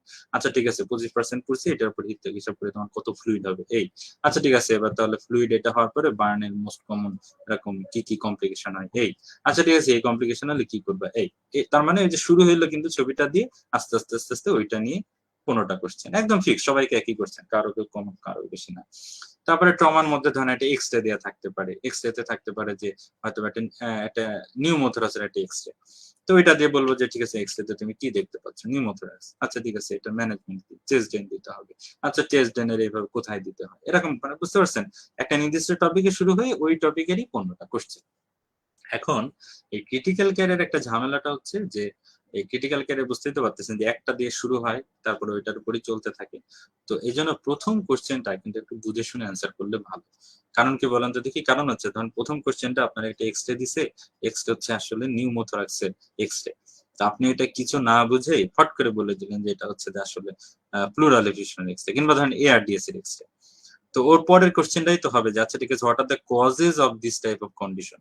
আপনি যখন কজ বলবেন তখন তো আপনি ওই যে এআরডিএস এরই কজ বলবেন। তো তাহলে তো ও তো আর আপনাকে হিন্টস দিচ্ছে না, হ্যাঁ ও তো বলছে কজেস অফ দিস কন্ডিশন। তার মানে কিন্তু আপনি 1 নম্বর কোশ্চেনে 0 পাইলেন, 2 নম্বর কোশ্চেনেও 0 পাইলেন। 3 নম্বর কোশ্চেনটা হচ্ছে what is the management of this condition. আপনি কিন্তু ওটাতেও 0, কারণ আপনি তো নিউমোথোরাক্সের ম্যানেজমেন্ট বলতেছেন না, আপনি তো শুরু থেকে ভুল করে যাচ্ছেন, এআরডিএস এর ম্যানেজমেন্ট বলতেছেন। সো এই ঝামেলাটা হচ্ছে কিন্তু ক্রিটিক্যাল কেয়ারে হয়। এই কারণে ক্রিটিক্যাল কেয়ারের টিপস হচ্ছে যে একদম প্রথম অ্যান্সারটা একটু মানে একটু বুঝে শুনে দিতে হবে, ঠিক আছে। ক্রিটিক্যাল কেয়ার এই জায়গাটা সবাই একটু ধরা টরা খায়, মানে সবাই ধরা খেলে ফেল টেল করলে ক্রিটিক্যাল কেয়ারের এটাতেই করে। তাহলে এই হয়ে গেল কিন্তু আমাদের 8টা স্টেশন, 8টা স্টেশনে 120 মার্ক। 120-এর মধ্যে মানে এটার মধ্যে আপনাকে 8টা স্টেশন 160 মার্ক, সরি 20 করে, আর 20-এ 160। তো এটার মধ্যে আপনাকে আলাদা আলাদা ভাবে পাস করতে হবে। পাস মার্ক কত? ওই এমআরসিএস পার্টের মতোই, যে ফিক্সড কোনো পাস মার্ক নাই, বিসিএস এর প্রিলির মতো, যে সবাই মিলে দিলে ওরা একটা এভারেজ ধরে যে মোটামুটি একটা সার্জন হইতে হলে আপনি এতখানি জানতে হবে। তো অতখানি হচ্ছে pass mark, but on average আমাদের মোটামুটি 60 to 70% মার্ক পাওয়া লাগে। তাহলে নলেজ সম্পর্কে আমরা একটু গ্যাপ নিই, যে আমাদের ইতিমধ্যে যারা গুগলে ফলো করতেছেন তারা এই নলেজ স্টেশন গুলা নিয়ে কিছু আর জানার আছে কিনা, এরপরে আমরা স্কিল সেশনে চলে যাব। কারো কি কিছু বোঝা বাকি আছে?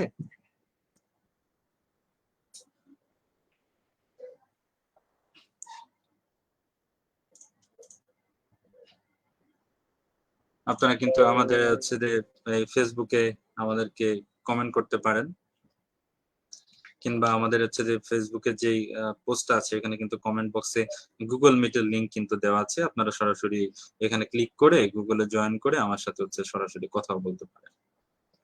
ঠিক আছে, আমরা একটু জাস্ট 1 থেকে 1.5 মিনিট একটু টাইম নিই, একটু মানুষ সবার কাছে কোশ্চেন নেওয়ার জন্য। এখন আমরা একটু 1 থেকে 1.5 মিনিট নিবো জাস্ট এইসব নলেজের জন্য।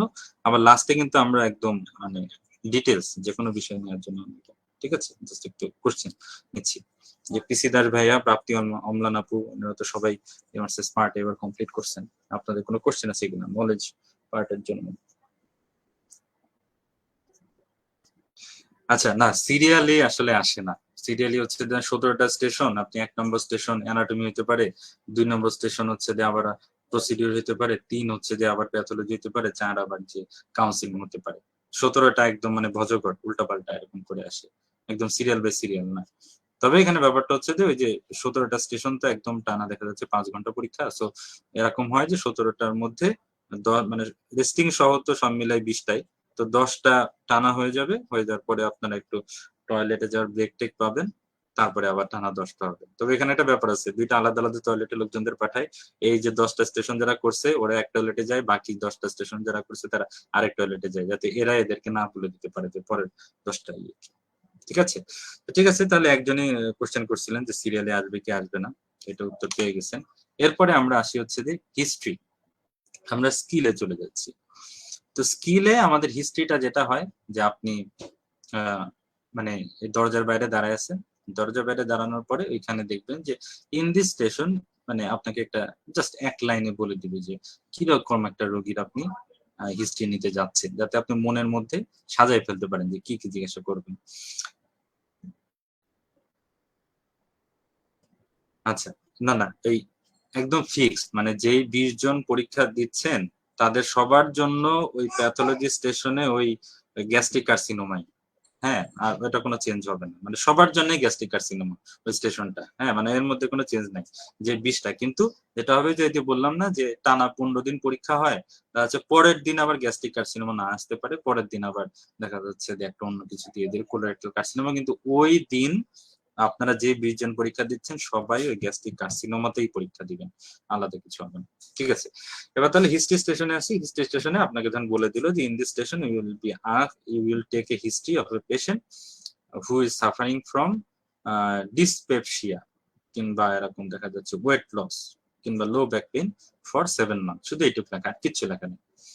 এটা তাহলে আপনি এবার 1 মিনিট ধরে পড়লেন, এরপর আপনি ঢুকবেন, ঢুকে দেখবেন যে একদম মানে 3টা লোক বসে আছে ঘরের মধ্যে, একটা হচ্ছে রোগী, একটা হচ্ছে যে আপনার মেডিকেল এক্সামিনার, আর একটা হচ্ছে লেম্যান এক্সামিনার। তো মোটামুটি তখন ওরা বলবে যে ঠিক আছে আপনি হিস্ট্রি নেওয়ার জন্য 6 মিনিট টাইম পাবেন, আপনার টাইম স্টার্টস নাও। আসলে 6 মিনিট পাওয়া যায় না, ওরা হচ্ছে বসে বসে একটু বলে যে ঠিক আছে তোমার রোল নাম্বারটা বলো, বসে বসে লিখবে, তারপর হচ্ছে বগি যোগী ইনস্ট্রাকশন দিবে, ওই করতে করতে 30 সেকেন্ড খেয়ে দেয়। তো আলটিমেটলি দেখা যাচ্ছে 5 মিনিট 20 সেকেন্ড 30 সেকেন্ড মতো পাওয়া যায়। তখন এবার তাহলে বসে একটা পেশেন্টের হিস্ট্রি টোটালটা নিতে হবে। এটা কিন্তু ভেরি টাফ, মানে এটা খুবই টাফ যে 5 মিনিট একটা মানুষের টোটাল হিস্ট্রি, লং কেসে যেমন আমরা হিস্ট্রি নিই পুরাটা, একদম হিস্ট্রি ওদের প্রেজেন্ট ইলনেস বলে, তারপর হচ্ছে পাস্ট ইলনেস, তারপর হচ্ছে যে ডিডি, হ্যাঁ যে ডিডি এক্সক্লুড করতে হয়। তখন দেখা, ধরেন আমি বলি ক্লিনিক্যাল সিনারিও, যেমন দেখা যাচ্ছে আপনি একটা হিমোপটাইসিস এর একটা পেশেন্ট পাইছেন, তো তাহলে আপনি প্রথমে মানে শুরু করতে হয় এইভাবে যে ঠিক আছে, hello good morning, I am Dr. Ragib Sharia. I am one of the examining of this MRCS exam. So may I know your name? তখন ও হচ্ছে নাম বললো, তখন বললো মানে তখন ও বলবে হচ্ছে যে ঠিক আছে how can I help you today, আপনি বলবেন, তখন ও বলবে ঠিক আছে I have been suffering from এরকম স্টোমাক পেইন ফর 3 ইয়ার্স, এরকম একটা বললো। তখন আবার আপনি বলবেন যে, তখন এবার হচ্ছে যে পেইন বললো, তখন যে আমরা জানি না যে পেইনের সক্রেটিস আছে, আপনি জিজ্ঞাসা করবেন what is the side, what is the, does it radiate anywhere, এরকম আপনি জিজ্ঞাসা করলেন। এরপরে আপনি যখন সক্রেটিস ইয়ে করা হয়ে গেল, তখন আপনি do you have any more complain, ও বললো যে না। তখন এবার হচ্ছে যে ওদের একটা সিস্টেম আছে যে প্রথমে আপনি টোটাল ইলিসিট করবেন প্রেজেন্ট ইলনেসটা, এরপরে ওদেরকে জিজ্ঞাসা করতে হয় যে ঠিক আছে পাস্ট ইলনেস ছিল কিনা, ফ্যামিলি ছিল কিনা, জিজ্ঞাসা করলে লাস্টে কিছু কোশ্চেন করতে হয় যে আপনার ডিডি এক্সক্লুড করার জন্য, যে ঠিক আছে আপনার মাথায় আছে কি অ্যাবডোমিনাল পেইন মানে কি, সি স্টোমাক, সি হ্যান এই সেই সেই, প্রত্যেকটার জন্য 2-3টা করে কোশ্চেন আলাদা আলাদা জিজ্ঞাসা করতে হয় যে ঠিক আছে তোমার হিমোপ্টাসিস হচ্ছে কিনা, তোমার মেলেন হয়েছে কিনা, এরকম। তো সবার লাস্টে থাকে একটা থাকে যে আমরা এটা কখনো বাংলাদেশি হিস্ট্রিতে নাই, সেটা হচ্ছে যে আইস, যে আপনার সব জিজ্ঞাসা করেছি হিস্ট্রি পড়ার কমপ্লিট, সবার লাস্টে জিজ্ঞাসা করতে হয় যে আপনার আইস মানে যে দেখেন এই যে আমি এখানে দিয়ে রাখছি যে আইডিয়া, কনসার্ন, এক্সপেকটেশন, যে টোটাল হিস্ট্রি নিয়ে আসিস। তারপর লাস্টে জিজ্ঞাসা করবেন যে খুবই ভোগীযোগী, আই ডোন্ট নো যে ব্রিটিশরা এটাতে কেন এত মনোযোগী দেয়। ও বললো যে দেখা যাচ্ছে হোয়াট ইজ, ওকে জিজ্ঞাসা করতে যে so mister Ragib, what do you think that what may be your disease. তখন রোগী বললো যে ঠিক আছে আমি তো মনে করতেছি যে আমার ব্রেন ক্যান্সার হয়ে গেছে মনে হয়। হ্যাঁ, বলার সাথে সাথে এটা কিন্তু ও বলতেই পারে, কোনো ইয়ে নেই। তখন ওকে বলতে হবে যে so what are you most concerned about. তখন ও বলতে পারে ঠিক আছে আমি তো কনসার্ন, আমি আসলে ক্যান্সার হয়েছে এটা ব্যাপার না, কিন্তু আমি যে আসলে রক্ত যাচ্ছে এটা হচ্ছে আমার জন্য সমস্যা। তখন ও আবার লাস্টে কোশ্চেন জিজ্ঞাসা করতে হয় যে so what do you expect from us, যে তুমি আসলে কি কারণে হাসপাতালে আসছো। তখন রোগী বলতে পারে যে আমার আসলে এই যে খুব ব্যথা হয় পেটে, আপনারা এটা একটু সবার আগে দেখেন। এই যে তিনটা খুব ভোগীযোগী, কিন্তু কি একটা কারণে ব্রিটিশটা জিজ্ঞাসা করে। এই যে আইসটা যখনই জিজ্ঞাসা করবেন তখনই সাথে সাথে দেখবেন যে ওই লেম্যান যে এক্সামিনার বসে বসে কাজ কাজ করে মার্ক দিচ্ছে, তারপরে থ্যাংক ইউ দিয়ে আপনার হিস্ট্রি শেষ। এর মধ্যে আপনি 6 মিনিটে শেষ করতে পারেন বা নাই পারেন, 6 মিনিট পরে একটা ঘন্টা বাজে, তখন হচ্ছে যে এবার বল এক্সামিনার বলবে স্টপ, প্রেজেন্ট ইউর কেস নাও। তো তখন তার মানে দেখেন যে আপনার কিন্তু 1 আর 6 7 মিনিট অলরেডি চলে গেছে, হাতে আর 3 মিনিট আছে। তো 3 মিনিটের মধ্যে আপনার মোটামুটি 30 থেকে 40 সেকেন্ডের মধ্যে টোটাল হিস্ট্রিটা প্রেজেন্ট করতে হয়। আমরা যেরকম হচ্ছে যে লং কেসে প্রেজেন্ট করি টোটাল প্রায় 3-4 মিনিট ধরে, ওই রকম না, জাস্ট অনলি পজিটিভ ইনভেস যে এরকম মিস্টার মাইকেল, হেইলিং ফ্রম এরকম England, so presented with the complain of abdominal pain for এত days, he has uh, he has no uh, so based on this my clinical diagnosis is a. Just 40 second এটা বলে practice করতে হয়। তো মানে just only positive, হ্যাঁ, মানে negative কিচ্ছু বলা লাগে না, কারণ নেগেটিভ বলতে গেলে তো আপনি টাইম পাবেন না। তো তখন ওরা আবার এরপরে ওরা একদম ফিক্স 3টা কোশ্চেন জিজ্ঞাসা করে। এক্সামিনার বলে যে ঠিক আছে তুমি তাহলে কি মনে করতেছো, তোমার ডায়াগনোসিস কি। সেকেন্ড হচ্ছে যে তুমি এখন এই রোগীকে কি ইনভেস্টিগেশন করতে দিবা, ঠিক আছে। তারপরে আবার তোমার যদি ডায়াগনোসিস ওটাই হয় তাহলে তুমি কি ম্যানেজমেন্ট করবে, একদম ফিক্স। মানে এর বাইরে আসলে কোনো কোশ্চেন জিজ্ঞাসা করে না। মানে এটা আপনার স্টেশন ওই মানে ব্রেন ক্যান্সারেরই হোক আর লাং ক্যান্সারেরই হোক আর মেকানিক্যাল লো ব্যাক পেনই হোক আর হচ্ছে যে গ্যাস্ট্রিক আলসারই হোক, এই 3টা কোশ্চেন, তো তোমার ডায়াগনোসিস কি, তোমার ইনভেস্টিগেশন কি, তোমার ম্যানেজমেন্ট কি, ওইটা তখন 3 মিনিটে বলতে হয়। ঠিক আছে। তো এখানে হচ্ছে যে টিপসটা হচ্ছে যে এখানে ওই মানে ওর রোগী যতগুলো পজিটিভ ফাইন্ডিংস বলে, মানে এখানে পজিটিভ ফাইন্ডিংস এলিসিট করতে পারছেন কিনা, এটা কিন্তু একটা ইম্পর্টেন্ট। দেখা যাচ্ছে যে আমার যেমন একটা পেশেন্ট ছিল, আমার ছিল ইরেকটাইল ডিসফাংশনের পেশেন্ট। তো ইরেকটাইল ডিসফাংশনের পেশেন্টের কি যে ও একটা স্ট্রেসের কারণে কিন্তু ইরেকটাইল ডিসফাংশন হতে পারে। তো আমারই একটা ফ্রেন্ড যে হচ্ছে যে মানে এটা জিজ্ঞাসা করে নাই যে ঠিক আছে তোমার কোনো স্ট্রেসফুল ঘটনা জীবনে ঘটছে কিনা। তো তখন আমি জিজ্ঞাসা করছিলাম, তো আমাকে রোগীটা বলছিল যে আমার আসলে কয়েকদিন আগে চাকরি চলে গেছে আর বহু ঝামেলা করে, এই জন্য আমি খুব স্ট্রেসফুলি আছি। তো এই যে করছিলাম মানে একটা পজিটিভ ফাইন্ডিং আমি বের করছি, এটাতে আমি মার্কটা পাইছিলাম। আর যে করে নাই জাস্ট ও এই একটা স্টেশনের জন্য ফেল করছিল, আমার মনে আছে। তো তার মানে হচ্ছে যে আমাদের আসলে পজিটিভ ফাইন্ডিং সবগুলো বের করতে হবে, এবং এখানে কিন্তু স্টেশনে খাতার কলম দেয়া থাকে। হ্যাঁ, এটা কিন্তু অনেকে নিতে ভুলে যায় টেনশনের কারণে। আপনি যে কাজটা করতে হয় যে কাগজটার কলমটা হাতে নিতে হয়, হাতে নিয়ে কাগজের মাঝখান বরাবর একটা দাগ দিতে হয়, দিয়ে দেখা যাচ্ছে আপনার মাথায় থাকবে যে বাম পাশের গুলো পজিটিভ ফাইন্ডিং, ডান পাশের গুলো নেগেটিভ ফাইন্ডিং। আধা ঘন্টার তো তারপরে দেখা যাচ্ছে যে রোগী বলবে যে আমার ওয়েট লস হচ্ছে, আপনি সাথে লিখবেন ওয়েট লস টি। তারপরে আপনি জিজ্ঞাসা করবেন আপনার কি মেলেনা হয়, না না মানে আপনার কি রক্ত যায়, না রক্ত যায় না। তারপর ডান পাশে লিখলেন যে ব্লাড নো, এরকম মানে শর্টকাট, যাতে ওইটা আপনি যখন কেস প্রেজেন্ট করবেন ওই কাগজটা দেখে দেখে আপনি প্রেজেন্ট করতে পারেন। দেখে বললে কোনো মাইন্ড করবেন না। এটা হচ্ছে একটা টিপস এন্ড ট্রিক্স। 2 হচ্ছে যে আপনার দেখা যাচ্ছে যে ওই যে যখন টাইম বলবে যে এমন হইতে পারে যে আপনি হিস্ট্রি নিয়ে শেষ করতে পারেন না। হ্যাঁ, তা আমারই হয়েছিল, আমি 2টা স্টিচ থাকে, 2টার মধ্যে একটা হচ্ছে শেষ করতে পারিনি। তো শেষ করতে পারেন নাই, ঘন্টা পড়ে গেছে। ঘন্টা পড়ে গেছে, তার মানে কি আপনার তো প্ল্যান ছিল যে সবার লাস্টে হচ্ছে যে ওই যে আইস জিজ্ঞাসা করা, তাই না, আইডিয়া, কনসার্ন, এক্সপেকটেশন। তা আপনি ঘন্টা পড়ে গেছে, ও বলবে যে ঠিক আছে এখনই তোমাকে বন্ধ করতে হবে, সাথে সাথে আপনি একটু আইসটা জিজ্ঞাসা করে বলবেন হোয়াট ইজ ইউর আইডিয়া। তখন বলবো স্টপ স্টপ, কিন্তু ওই যে আপনি জিজ্ঞাসা করছেন আইডিয়া, ওইটাতে কিন্তু আপনার লেম্যানস এক্সামিনার ছিল, ওটাতে 4 ছিল, 4-এর মধ্যে 1-2 দিয়ে দিই। এটা হচ্ছে এই। আর 3 হচ্ছে যে যেটা মেইন ইম্পর্টেন্ট, ওটা হিস্ট্রিতে খুব দেখতে চাই, যে আমাদের দেশে তো আমরা ওইভাবে ইয়ে করি না, মানে দেখা যাচ্ছে যে রোগী ওর কথা বলতেছে, ডাক্তার ঘুমাচ্ছে, এই জিনিসটা কিন্তু করলে আপনি ফেল। তো ওরা 2টা জিনিস দেখে, যে আমি লিখে রাখছি দেখছেন, এমপ্যাথি আর আরেকটা হচ্ছে অ্যাক্টিভ লিসেনিং। এমপ্যাথি মানে কি? এমপ্যাথি মানে হচ্ছে যে হিস্ট্রি নেওয়ার সময়, মানে এই জিনিসটা আর কি, মানে হিস্ট্রি তো নিতে আমরা বাংলাদেশি ডাক্তাররা পারি। প্ল্যাবে এবং এমআরসিসি ওরা যে জিনিসটা মেনলি করে, যে রোগী যে বললো যে, আপনি তো প্রথমে বললেন যে how can I help you today, কিংবা what is the problem that brought you to this hospital today. ও তখন বলবে যে I have been suffering from abdominal pain for 3 months। এই যে বললো না যে ওটা পেটের ব্যথা, 3 মাস ধরে পেটের ব্যথা আছে, আপনাকে সাথে সাথে বলতে হবে ওফো I am very sorry to know that, I am very sorry to hear that. মানে এই যে আপনি এমপ্যাথি শো করতেছেন যে হ্যাঁ লোকটা তো আসলে খুব কষ্টে আছে, এই মানে একটা ধরা বান্ধা একটা অ্যান্সার, যা মানে এই বাক্যটা মনে রাখতে হয় যে ওফো I am very sorry to hear about that, কিন্তু I am very sorry for your loss. হ্যাঁ, ও যখনই বলবে দ্যাটস, আপনি ফ্যামিলি হিস্ট্রি নিলেন যে ঠিক আছে, does any of your family member suffer from this kind of cancer, ও বলবে যে ঠিক আছে আমার আব্বা তো ক্যান্সারে মারা গেছিল, সাথে সাথে বলতে oh oh I am very sorry to hear about your loss, I am very sorry. এই যে করলেন, এটাতে কিন্তু মার্ক আছে, যে এই কথাটা বলবেন সাথে সাথে খেচ খেচ খেচ করে লেম্যান হচ্ছে যে একটা 1-2 মার্ক দিয়ে দিবে। এটা হচ্ছে একটা। আর আরেকটা হচ্ছে যে অ্যাক্টিভ লিসেনিং। অ্যাক্টিভ লিসেনিং মানে হচ্ছে যারা ওইটি কিংবা আইএলটিএস দিচ্ছেন তারা জিনিসটা ভালো জানেন, সেটা হচ্ছে যে রোগী কিছু একটা বললে ওইটার সাথে রেসপন্স করা, কিংবা একটা কথাকে আগায় নাও। যেমন ধরেন রোগী বলে যাচ্ছে কথা, তখন হচ্ছে আপনাকে বলতে হবে okay okay okay, yeah yeah yeah, oh I see, okay okay okay, next next, so what happened দেন।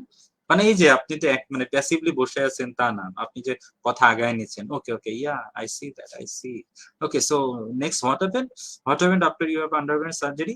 এই যে কথাটা বলতেছেন, যে তার সাথে সাথে আপনি রেসপন্স করতেছেন, এটাকে বলে অ্যাক্টিভ লিসেনিং। এই 2টা জিনিস খুব খুব খুব খুব খুবই ইম্পর্টেন্ট হিস্ট্রি স্টেশনে, বুঝছেন? এই 2টা জিনিসই আমরা বাংলাদেশি ডাক্তাররা আসলে জানি না, হিস্ট্রি তো আমরা নিতেই পারি, কিন্তু এই যে রোগী একটু বললো যে আমার বাপ মরে গেছে, সাথে সাথে আমাদের আহা খুবই কষ্ট লাগলো, এটা তো আমরা বাংলাদেশের জীবনে বলি নাই, কিন্তু ওরা হচ্ছে ইংল্যান্ডে কি একটা কোনো জিনিস এটা বলে, এবং এটার উপর মার্ক আছে, বুঝছেন? এই যে এমপ্যাথি এবং অ্যাক্টিভ লিসেনিং, ঠিক আছে? এই 2টা স্টেশন থাকবে, 2টা সবার জন্যই কমন, এবং এখানে 6-3-1 এইভাবে হচ্ছে টাইম ডিস্ট্রিবিউশন। 1 মিনিট হচ্ছে যে দরজার বাইরে দাঁড়ায় থাকা, 6 মিনিট হচ্ছে হিস্ট্রি নেওয়া, 3 মিনিট হচ্ছে যে বলা। তো এটা কিন্তু ভেরি টাফ, মানে এটা হচ্ছে যে আসলে হিস্ট্রি স্টেশনটা মানে বারবার বারবার প্র্যাকটিস করতে হয়। আমি যখন প্রথম এমআরসি স্মার্টের জন্য প্রিপারেশন নিই, তখন থেকে হিস্ট্রি নিতে গেলে আমার 10-12 মিনিট লাগে। তো ওইটাই আর কি, যে প্রিপারেশন নিতে নিতে নিতে নিতে আস্তে আস্তে এমন করে আনতে হয় যে টাস টাস করে 5 মিনিটের মধ্যে নিতে পারবেন। তো একটা জিনিস সবাই ভয় পায় কি, মানে আমারও একটা ভয় ছিল যে আচ্ছা বাংলাদেশের লোকদের যেমন একটা জিনিস জিজ্ঞাসা করলে বিরাট একটা রচনা শুরু করে, যে বলে যে আপনার কি সমস্যা মা বলেন তো দেখি। তখন বলে যে তখন বলে আমার তো অনেক সমস্যা, আমার পেটে ব্যথা, পিঠে ব্যথা, এই ছিল ওই ছিল, মানে বিরাট একটা রচনা। তো এটা নিয়ে আমার ভয় ছিল যে আচ্ছা এটা জিজ্ঞাসা করলাম আর রোগী বিরাট রচনা শুরু করলো, তখন তো আমি জীবনও 6 মিনিটের মধ্যে শেষ করতে পারবো না। তো আসলে এই ইসে মানে ওদের এমআরসিস পরীক্ষাতে যারা মানে পেশেন্ট হিসেবে থাকে, ওরা তো আসলে অ্যাক্টর, তো ওরা আসলে হাইলি ট্রেন থাকে, ওরা কখনো আপনাকে রচনা শোনাবে না। আপনি যখন জিজ্ঞাসা করবেন যে আপনার কি সমস্যা, একদম ধরা বান্ধা 15 সেকেন্ডের মধ্যে উত্তর দিয়ে দিবে যে I have been suffering from এই, মাই পেন স্টার্টেড ফ্রম এই, হ্যান ত্যান এই সমস্যা, ঠিক আছে? সো ওইটা নিয়ে ভয় পাওয়ার কিছু নেই। আচ্ছা, এর মাঝখানে কিছু আমাদের তাহলে হিস্ট্রি স্টেশন শেষ, এরপরে আমাদের হচ্ছে ইনফরমেশন গিভিং। এর মাঝখানে 2টা কোশ্চেন আসছে, আমরা অ্যান্সার করে নিই। 1 নম্বর হচ্ছে যে ক্লিনিক্যাল পার্টে যদি একটা ডিডি ভুল হয়ে যায়, তাহলে নেক্সট ডিটেল ভুল হয়ে যাবে। আচ্ছা, না এখন একটা স্টেশনে আপনি যদি 0 পান তাহলে আসলে হবে না। এর কারণ হচ্ছে যে আপনার আসলে পাস মার্ক হচ্ছে যে 60-70%।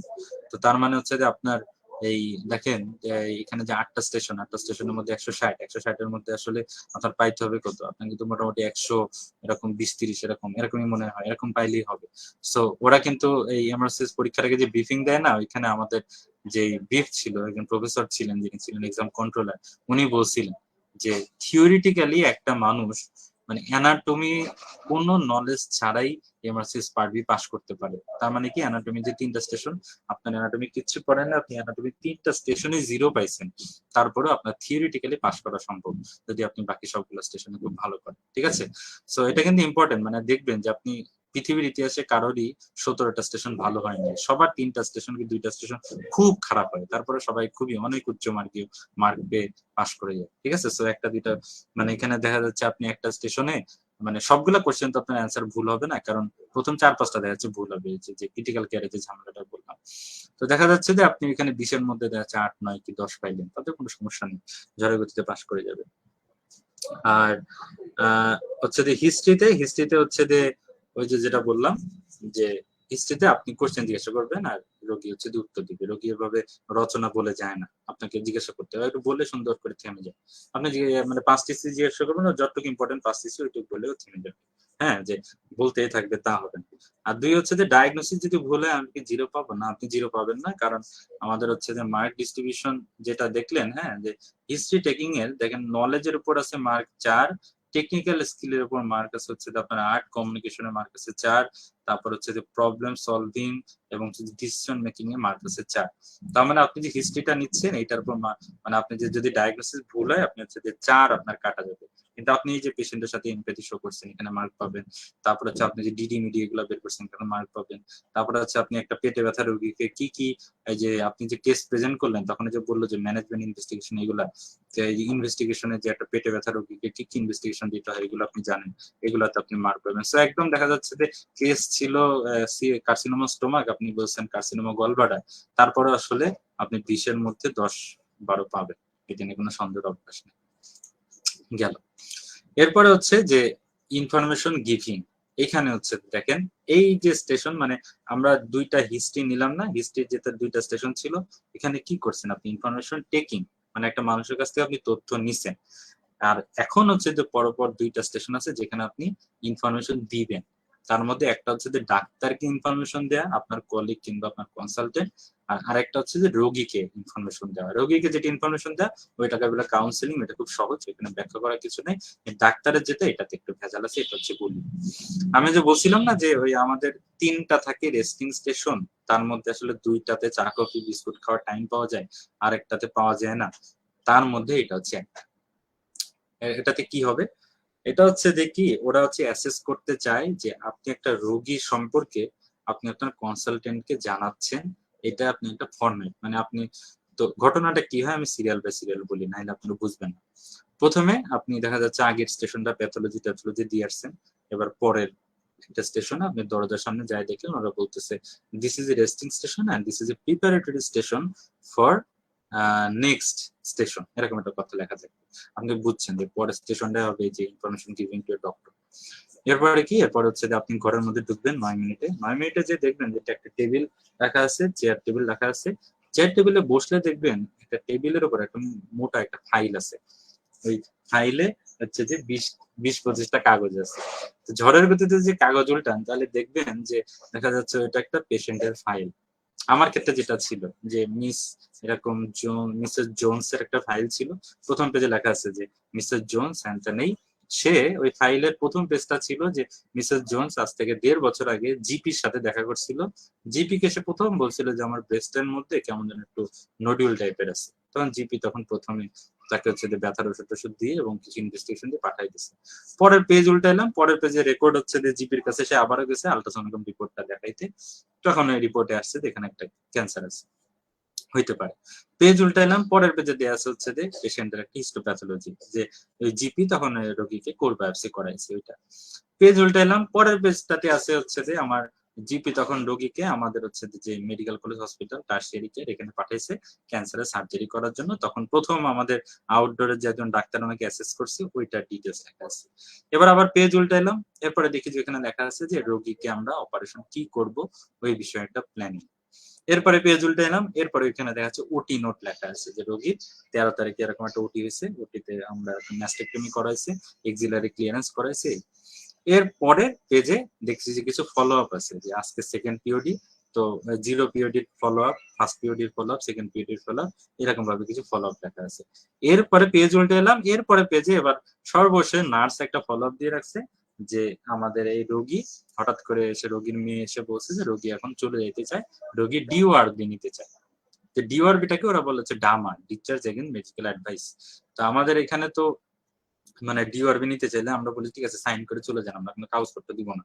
তো ওদের এখানে অনেক প্রসিডিউর আছে, রোগী আসলে যাইতেই পারে, গেলে আপনাকে রোগীকে সব কাগজপত্র বুঝাই দিতে হবে, এবং জিপি, রোগী যে জিপি, বাড়ির পাশে যে জিপি, তার কাছে সব ইনফরমেশন দিতে হবে, এবং রোগীকেও সব ডেঞ্জার সাইন বলে দিতে হবে। যে যাই হোক, এরপরে তখন হচ্ছে যে ওইখানে নার্সের এখানে ফলো আপে লেখা যে ঠিক আছে রোগী চলে যাইতে চায়, কিন্তু ঝামেলা হচ্ছে যে এই যে গত 0 পিরিয়ডি, ফার্স্ট পিরিয়ডি, সেকেন্ড পিরিয়ডি 3টা ফলো আপ ছিল না, এই সেকেন্ড পিরিয়ডের ফলো আপে দেওয়া আছে যে আজকে সকালে ফট করে ওরা রোমোভাইক দেওয়া ছিল, নেগেটিভ সেকশন ড্রেন ব্রেস্টের এখানে অপারেশন করার পরে এখানে ফট করে 500 ml ফ্রি একদম মানে ফ্রেশ ব্লাড আসছে। তো আমার রোগীর তো ব্লিডিং হচ্ছে, রোগী তো বাসায় যেতে পারবে না। এরপরে লেখা যে বেসড অন দিস নোটস আপনি পরের স্টেশনে আপনার কনসালটেন্টের সাথে কথা বলতে হবে।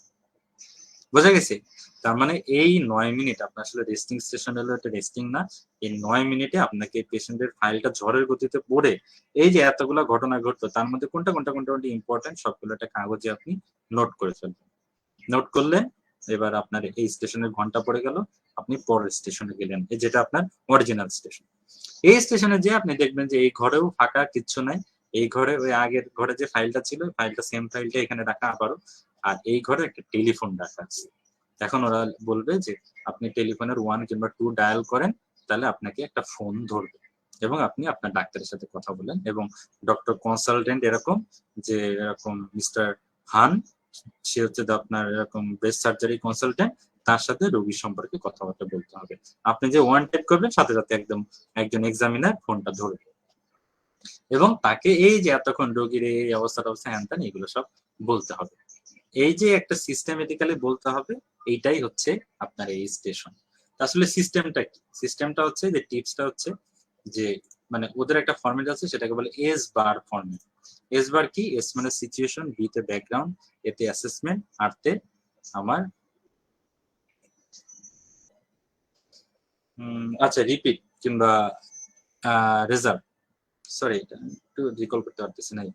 তো এস তাহলে জিনিসটা কি? সেটা হচ্ছে যে আমার প্রথমে পেশেন্টকে ধরেন ফোন দিলাম, ফোন দিয়ে তখন এস এস মানে হচ্ছে সিচুয়েশন দিয়ে দেখা যাচ্ছে আপনার প্রথমে ফোন দিয়ে বলতে হবে যে okay, I am doctor Ragib Shahriar, I am an medical officer of breast surgery clinic and I am calling to talk to mister এই, আপনার কনসালটেন্টের নামটা দেওয়া থাকবে, টক টু মিস্টার এই, consultant department of general surgery, to talk about a patient who underwent simple mastectomy 2 days back and want to go home now.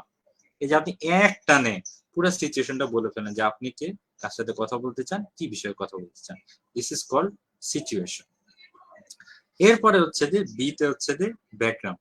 Background মানে এবার এই যে আপনি এক লাইনে বললেন না, এরপরে আপনাকে আপনার কনসালটেন্ট বলবে আচ্ছা ঠিক আছে এবার বলো যে রোগীর কি অবস্থা, ঘটনাটা কি, কি কারণে তুমি ফোন দিছো। এরপরে আপনি এবার ডিটেলস বলতে হবে, উইচ ইজ কল্ড ব্যাকগ্রাউন্ড।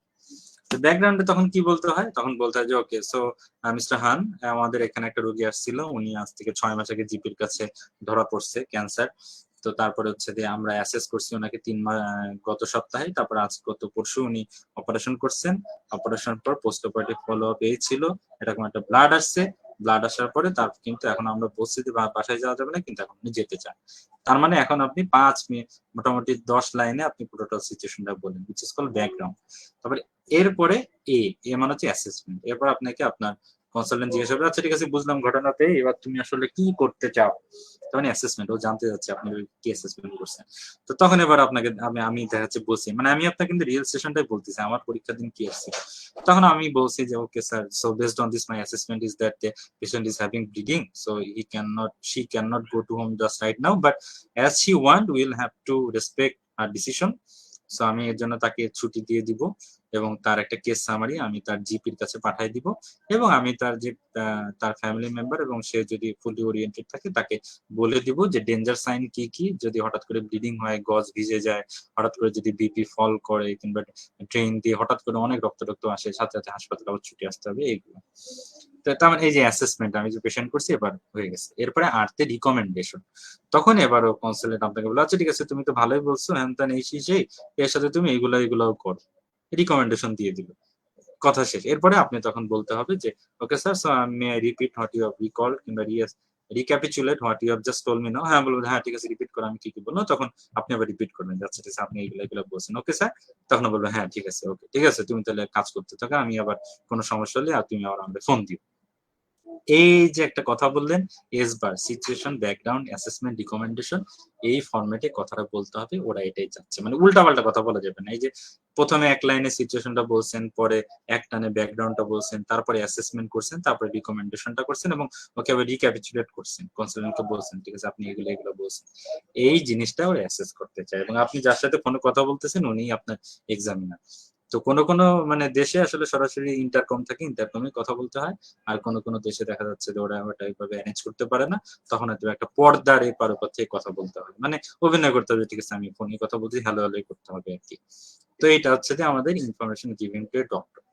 তো এখানে আর এটা হচ্ছে টিপস যে অবশ্যই এসবার ফরম্যাট ফলো করতে হবে। আর দুই হচ্ছে যে মানে কারোর ক্ষেত্রে হয়েছে ইতিহাসে এরকম হয়েছে যে দেখা যাচ্ছে যে এই পুরা হিস্ট্রি পেশেন্টের হিস্ট্রি আপনি সব কাগজে লিখছেন কিন্তু কার সাথে আপনি কথা বলতেছেন, হ্যাঁ এই জিনিসটা আপনি কাগজে টুকতে ভুলে গেছেন।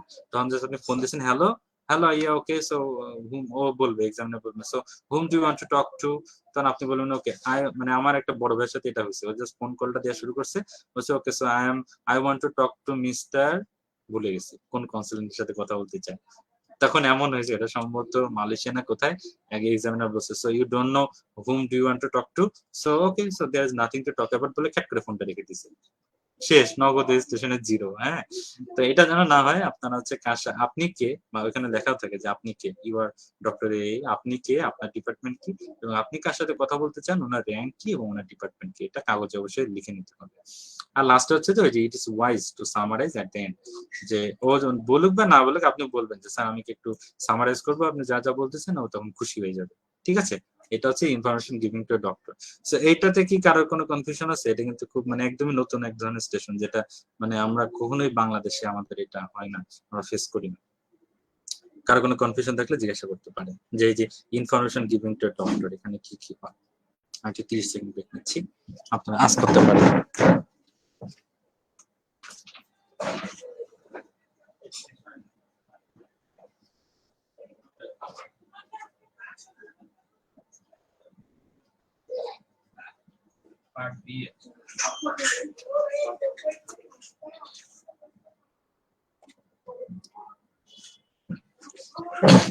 আচ্ছা ঠিক আছে, তো কোশ্চেন আসতে থাকুক, ইন দ্য মিন টাইম আমরা হচ্ছে যে আমাদের খাবার কন্টিনিউ করতে থাকি।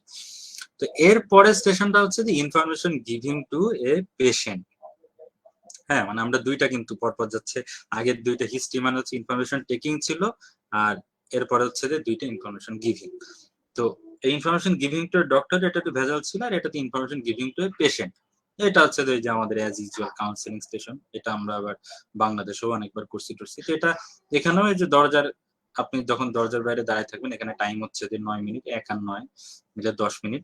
তো এখানে আপনার বাইরে দরজায় লেখা থাকবে যে this is a counselling station, in this station you will counsel a patient about হ্যান, মানে বিভিন্ন ধরনের ফিক্সড কিছু সিচুয়েশন থাকে।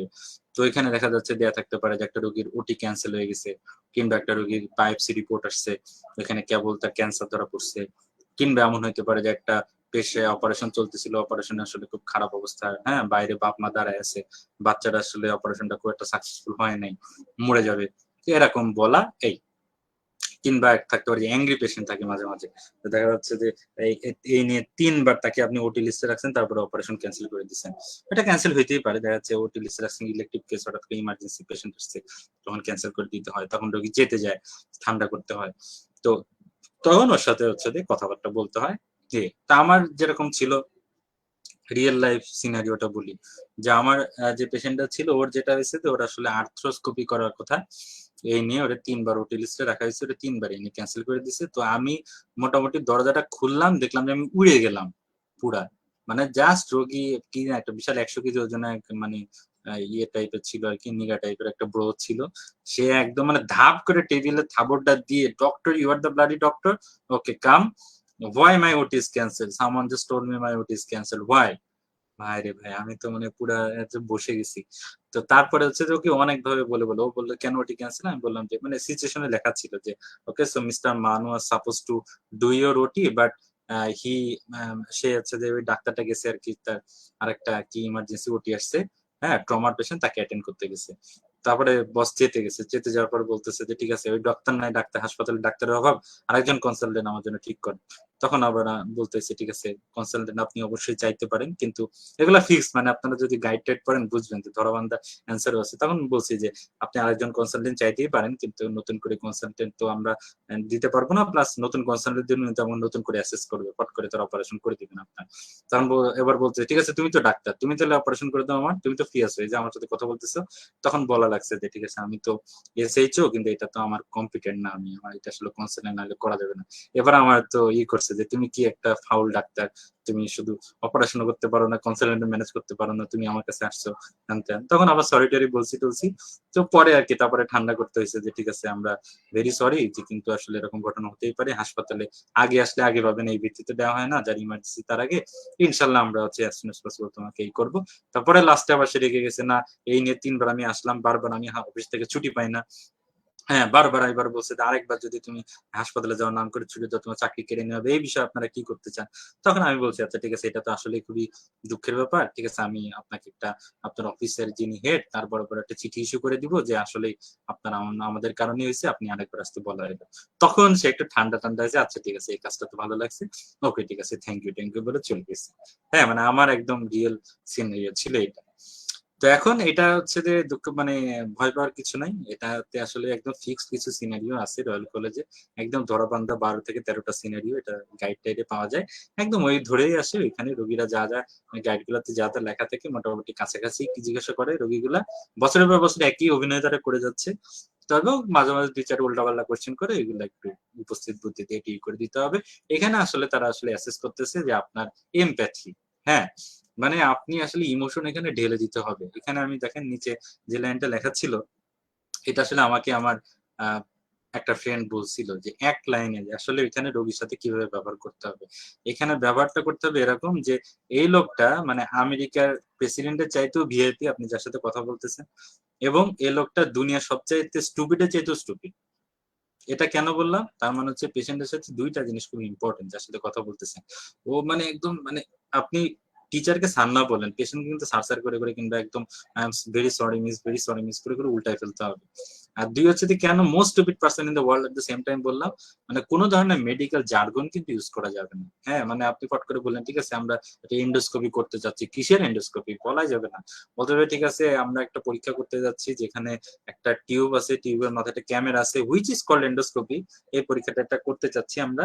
তো এটা করলে আমরা আপনার পেটের নাড়ি-ভুড়ি এগুলো দেখতে পারবো এবং যদি কোনো ক্যান্সারের থাকে এগুলো আমরা দেখতে পারবো। এইভাবে each and everything আপনি ক্যাথেটার কিসের ক্যাথেটার? ক্যাথেটার বুঝি রোগী? ও তো stupid। তো তখন এরকম দেখা যাচ্ছে যে এরকম একটা tube, rubber tube which will be inserted into your waterway। হ্যাঁ? মানে অ্যাবডোমেন বলা যায় না, টামি বলতে হয়। তারপরে এরকম পেনিস বলা যায় না কিন্তু ইউরেথ্রা বলা যায় না, ওয়াটারওয়ে বলতে হয়। তারপর দেখা যাচ্ছে অ্যানাস বলা যায় না, ব্যাক প্যাসেজ এরকম কিছু বলতে হয়। এরকম কিছু ফিক্সড জার্গন আছে আরকি। তারপর ২ হচ্ছে যে এমপ্যাথি মানে ১ নম্বরে বলছি যে মানে একদম সরি হয়ে মানে এই যে রোগী আমার যে পেশেন্ট যার ওটি লিস্ট ক্যানসেল হয়ে গেছে, ও চেতবে কি? আমি তোর চাইতে বেশি সরি। আমি একদম ভাষায় দিছি, "না আমি খুবই দুঃখিত আসলে তোমার আসলে আমি যদি তোমার পজিশনে থাকতাম।" এই এমপ্যাথি মানে কিন্তু কি বলেন তো দেখি? রোগী যেটা ফিল করতেছে আপনি সেটা ফিল করতে পারতেছেন কিনা? আপনি যে যখন কাউন্সেলিং করবেন কোন একটা পর্যায়ে কথাটা ঢুকাই দিবেন যে, "আমি বুঝতে পারতেছি তোমার আসলে খুব কষ্ট এবং তুমি যে পজিশনে আছো আমি যদি এই পজিশনে থাকতাম, আমি তোমার চাইতে বেশি চেতে যাইতাম। তুমি কি চেচ্ছ? আমি তোমার চাইতে বেশি চেতে যাইতাম।" আমি রোগীকে এটা বলছি, "ঠিক আছে আমি তো বুঝতে পারতেছি যে আপনি অ্যাংরি হয়ে গেছেন। আমার যদি আপনার মধ্যে ৩ বার ওটি ক্যানসেল হইতো আমি তো আপনার চাইতে বেশি অ্যাংরি হইতাম। আপনি তো সেজন্য ভালোই আছেন।" হ্যাঁ, বলছি তখন রোগী বলছে, "হ্যাঁ ঠিক আছে এই তো যাক তুমি বুঝছো আমার পরিস্থিতি।" এই জিনিসটা ওরা দেখতে চায় যে আপনি এমপ্যাথিক কিনা। হ্যাঁ, এই আর ২ হচ্ছে যে অ্যাংরি তো হওয়া যাবে না। এই যে বললাম যে আমার রোগী তো খুব চেতে ছিল। একদম থাবড়ায়-থুবড়ায় তারপরে যে বলছে না যে, "তুমি কিসের ডাক্তার? তুমি অপারেশন করতে পারো না। শুধু আমার সাথে কথা বলতে আসো।" তো এই ৩ টা জিনিস খেয়াল রাখতে হবে যে এমপ্যাথি শো করতে হবে, রোগীর প্রতি খুবই ইমোশনাল হইতে হবে। মনে করতে হবে যে তার চাইতে ভিআইপি এই মুহূর্তে পুরা ইউকে তে কেউ নাই। আর মনে করতে হবে তার চাইতে বলদ এই অত্র এলাকায় কেউ নাই। তার মানে তাকে কোনো মেডিকেল জার্গন, কোনো ইন্টেলিজেন্ট কিচ্ছু বলা যাবে না। সবকিছু একদম খাঁটি বাংলায় বুঝাইতে হবে। ঠিক আছে? এখানেও আমাদের এক্সামিনার হচ্ছে যে আমাদের দুইজন, একজন থেকে ইমোশনাল দেখে আর আরেকজন হচ্ছে যে টেকনিক্যাল পার্সপেক্টিভ দেখা যায় কথাবার্তা যাটা বলতেছেন এটা ঠিক আছে। এরপর হচ্ছে যে আমাদের ক্লিনিক্যাল এক্সামিনেশন এটা হচ্ছে যে আমাদের সবচেয়ে ফ্যামিলিয়ার আর কি, এখানে আমাদের বাংলাদেশের কেউ কখনোই খারাপ করে না। সেটা হচ্ছে যে এই যে আমরা সব লং কেস শর্ট কেসে করি না এক্সামিনেশন, তো এরকম ফিক্স ওদের 20 থেকে 25টা এক্সামিনেশন আছে, বছরের পর বছর আসতেই আছে। তো এরকম দেয়া থাকে যে আপনি দরজার বাইরে দেখবেন যে in this station will examine a patient will suffering from নি পেইন ফর 6 মান্থ। তাহলে আপনি বুঝতে পারতেছেন নি এক্সামিনেশন করতে হবে। ঢুকবেন, ঢুকে দেখবেন যে এক্সামিনার আছে এবং রোগীটা বসে আছে, তারপরে সুন্দর আপনি 6 মিনিটের মধ্যে হিস্ট্রি যেভাবে 6 মিনিটের মধ্যে নিছিলেন এখানেও সেরকম। আচ্ছা, ওই নিউজ দেওয়ার সময় আমরা ওই যে ওরা আসলে মানে এটা তো কালচার টু কালচার ভ্যারি করে।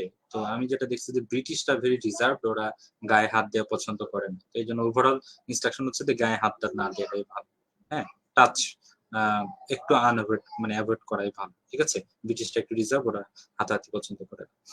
তো তারপর হচ্ছে যে এই ক্লিনিক্যাল এক্সামিনেশন যেটা ওই যে হিস্ট্রি যেভাবে আপনি 6 মিনিটে নিছিলেন, 3 মিনিটে প্রেজেন্ট করছিলেন এবং কোশ্চেনে কিছু অ্যান্সার দিছিলেন, এটাও সেম।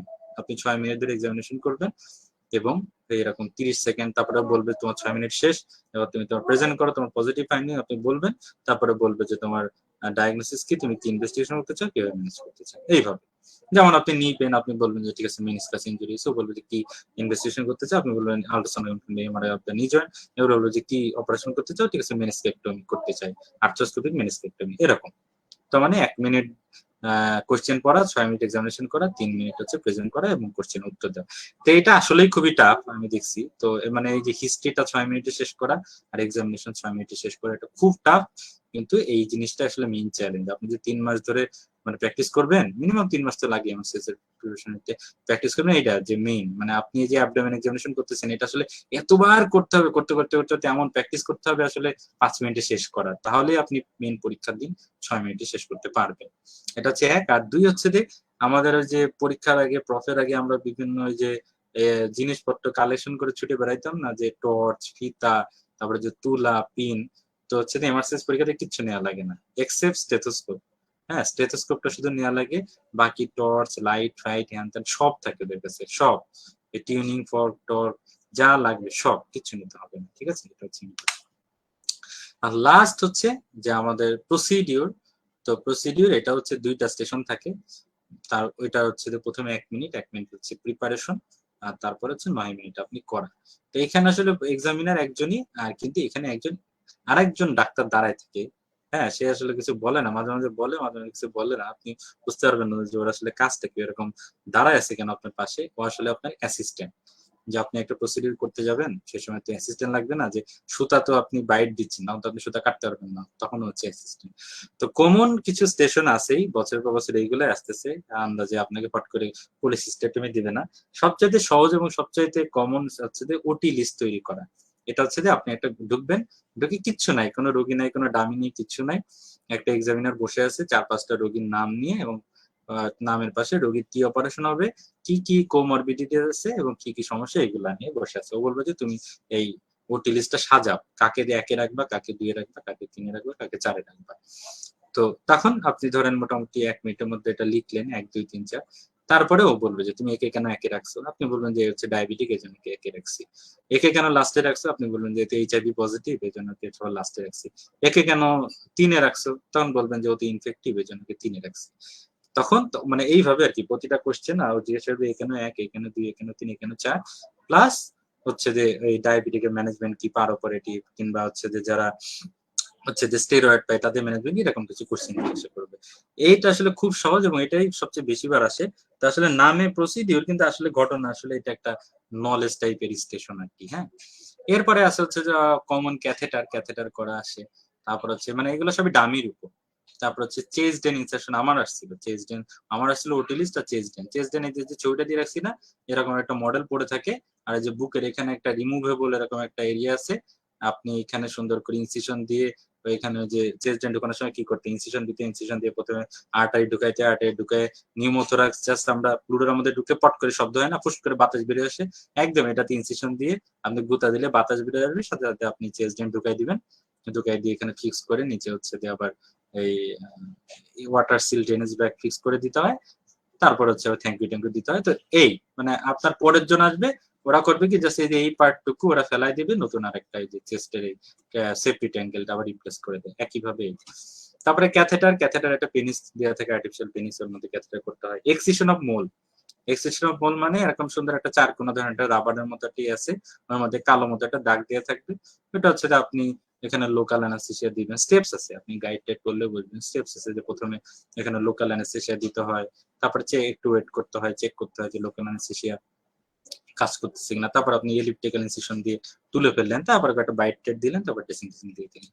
তারপর নট টাইং আছে, মানে হ্যান্ড নট টাইং, ওই যে আমাদের রিফ নট, তারপরে not tying in the deep, তারপরে ফিগার অফ 8, তিনটা মানে হাত দিয়ে দুইটা করতে হয়, যে নট টাইং আর হচ্ছে যে টাইং এট দ্য ডিপ, মানে একটু ডিপ দেখা থাকে না পেলভিসে, যখন আমরা একটা নট বাঁধি হাত দিয়ে, তখন দেখবেন যে প্রথমে নটটা নিয়ে নেওয়া হয়, তারপর আঙ্গুল দিয়ে ঠেলে নটটাকে ডিপে ঢুকাই দেয়, এটা হচ্ছে টাইং এট দ্য ডিপ। এই যেটা হচ্ছে হাত দিয়ে বাতা দেখতে হয়, আর হচ্ছে ফিগার অফ 8 ওরা নট দেখতে চায়, এটা হচ্ছে যে মানে এমনি ওটা ইনস্ট্রুমেন্ট দিয়ে দেওয়া যায়, কিন্তু বাকি দুটো হাত দিয়ে দিতে হয়। তারপর সুচারিং দেখবেন যে দেখবেন যে একটা এরকম স্কিনে এরকম আর্টিফিশিয়াল লেদার স্কিনে একটা 3 ইঞ্চি একটা ইনসিশন দিয়ে রাখছে, বলবে যেখানে তুমি হরাইজন্টাল ম্যাপটি সুচার দাও 5টা, এরকম দিতে বলবে। তারপরে ক্যানুলা দিতে পারে, বাট ক্যানুলা এটা ইংল্যান্ড ছাড়া কোথাও দেয় না, কারণ ওদের আর্টিফিশিয়াল একটা হাত আছে, সুন্দর ভেন, এখানে ক্যানুলা ঢুকেলে পুত করে রক্ত চলে আসে। এই এত সুন্দর হাত মানে আর্টিফিশিয়াল হাত ইংল্যান্ড ছাড়া আর কোথাও নাই, এই জন্য আর কোনো থেকে ওরা দিতে পারে না।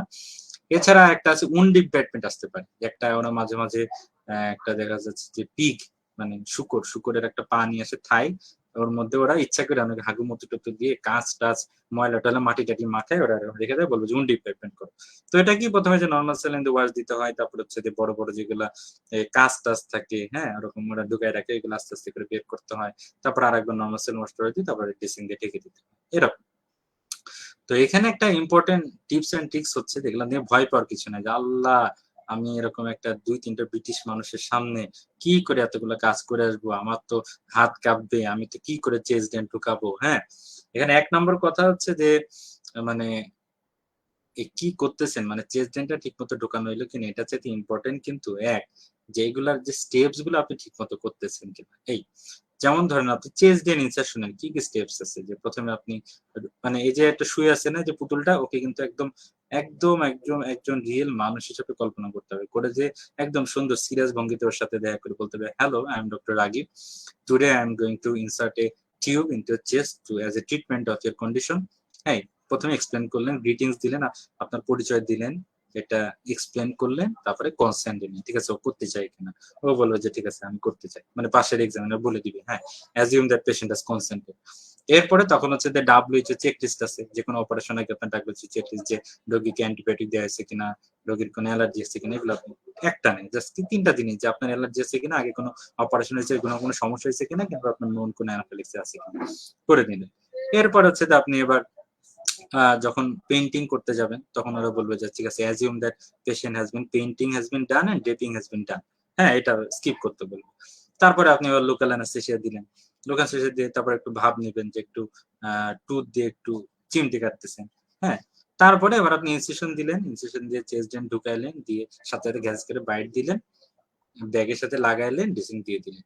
এখানে একটা ব্যাপার হচ্ছে যে আপনি কিন্তু দেখেন, তারপরে ড্রেসিং দিলেন, তারপরে কি রোগীকে ডেঞ্জার সাইন সম্পর্কে বলতে হবে, যে আপনার এই হলে আমাদের জানাবেন, তারপরে যে গ্লাভস, তারপরে যে ইনস্ট্রুমেন্ট গুলো, এগুলো ঠিক মতো ডিসপোজ করতে হবে, রোগীকে থ্যাংক ইউ দিতে হবে। এই টোটাল 10টা হচ্ছে স্টেপ। এখন এতগুলা স্টেপের মধ্যে আপনার কিন্তু অ্যাকচুয়ালি যে চেস্ট ডেনটা জায়গা মতো গেছে কিনা, এখানে দেখা যাচ্ছে মার কাছে মাত্র 1 থেকে 2। তার আগে যে আপনি সালাম টালাম দিচ্ছেন, রাস্তায় যে গিটিং দিচ্ছেন, ডেঞ্জার সাইন বলছেন, গ্লাভসটা হলুদের মধ্যে ফেলাইছেন, ইনস্ট্রুমেন্ট গুলো ঠিক জায়গায় রাখছেন, তারপরে শার্পস নিডিল গুলা শার্পস এর আলাদা বক্স এর মধ্যে ফেলাইছেন, কিন্তু আপনার চেস্ট ডেনটা আপনি ঠিক মতো দিতে পারেন না, আপনি কিন্তু 20-এর মধ্যে 14 পাই যাবেন। বুঝতে পারছেন, মানে প্রত্যেকটাতে মার্ক আছে। শুধু যে ক্যাথেটার ঢুকে নেয় তাতে আপনি 0 পাবেন না, প্রত্যেকটা পয়েন্টে পয়েন্টে মার্ক আছে, ঠিক আছে, এটা হচ্ছে 1। 2 হচ্ছে যে আপনার এই যে পাশে যে অ্যাসিস্ট্যান্ট থাকে তার কাছ থেকে অবশ্যই হেল্প নেবেন, যেমন যেমন সুতা, আপনি একটা যাচ্ছে বাইট দিবেন, আমরা তো সুতা চাই তাই না, নার্সরা সুতাটা খুলে দেয়, তো এটা কিন্তু আপনি নিজে খুলতে পারবেন না, ওকে বলতে হবে যে please open the give me the suture, কিংবা টাই দা নটস ফর মি, এরকম বলে দিতে হবে, হেল্প করবে।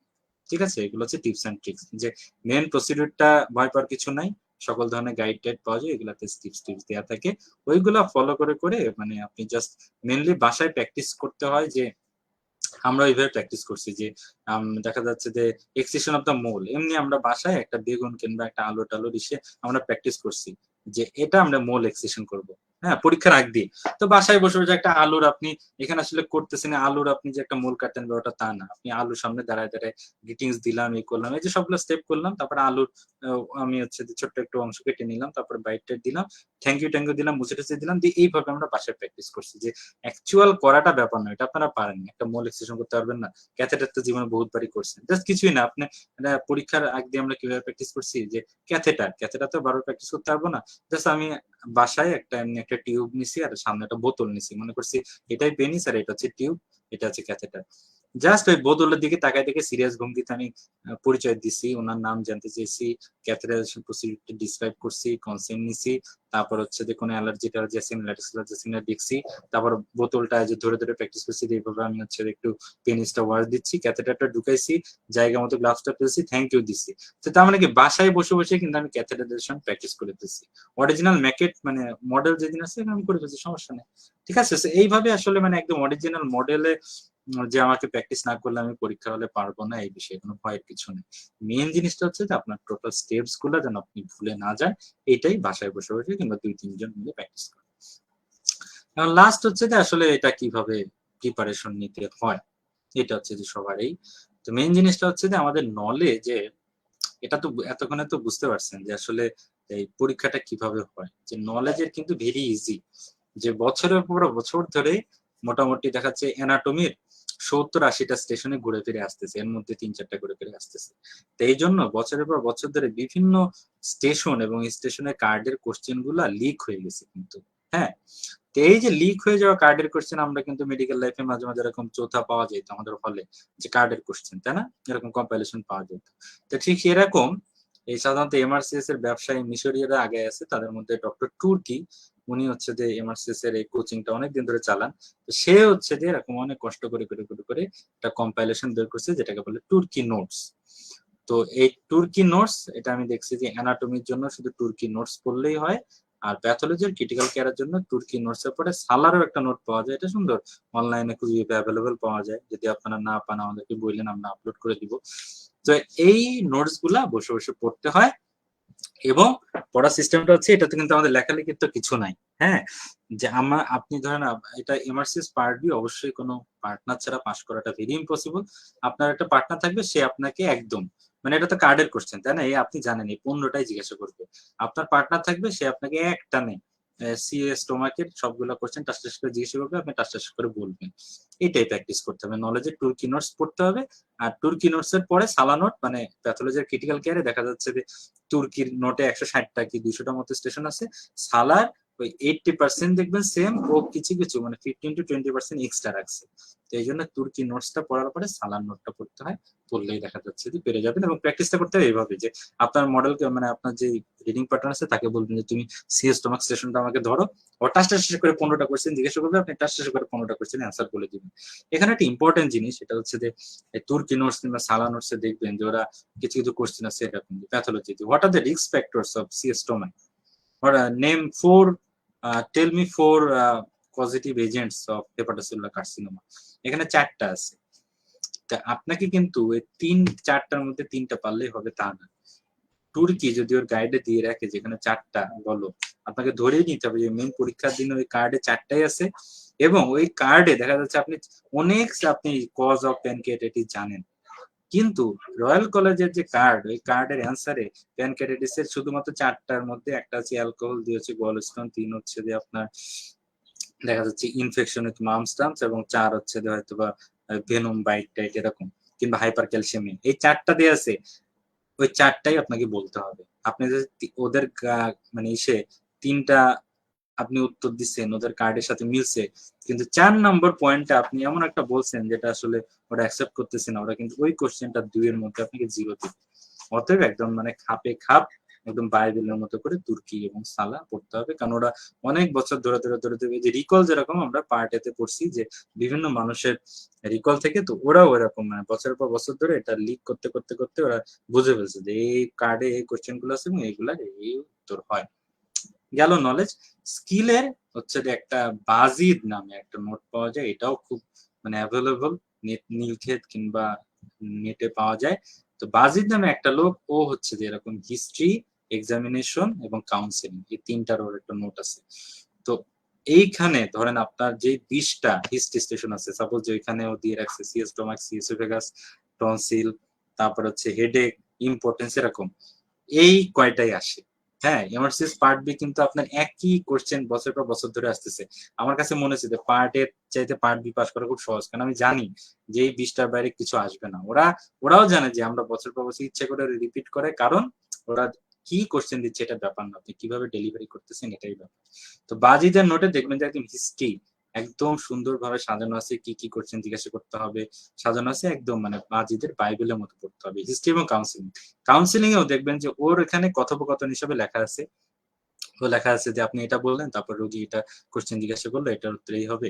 একদম আপনি মেন পরীক্ষার দিনে দেখবেন যে একদম ওই কোশ্চেনই রোগী জিজ্ঞাসা করবে। মাঝে মাঝে যেটা উল্টা পাল্টা কোশ্চেন জিজ্ঞাসা করে, কিন্তু মোস্ট অফ দ্য কেসেসে সেম কোশ্চেনই জিজ্ঞাসা করে, আপনি ধরা বান্ধে একই উত্তরই দিবেন।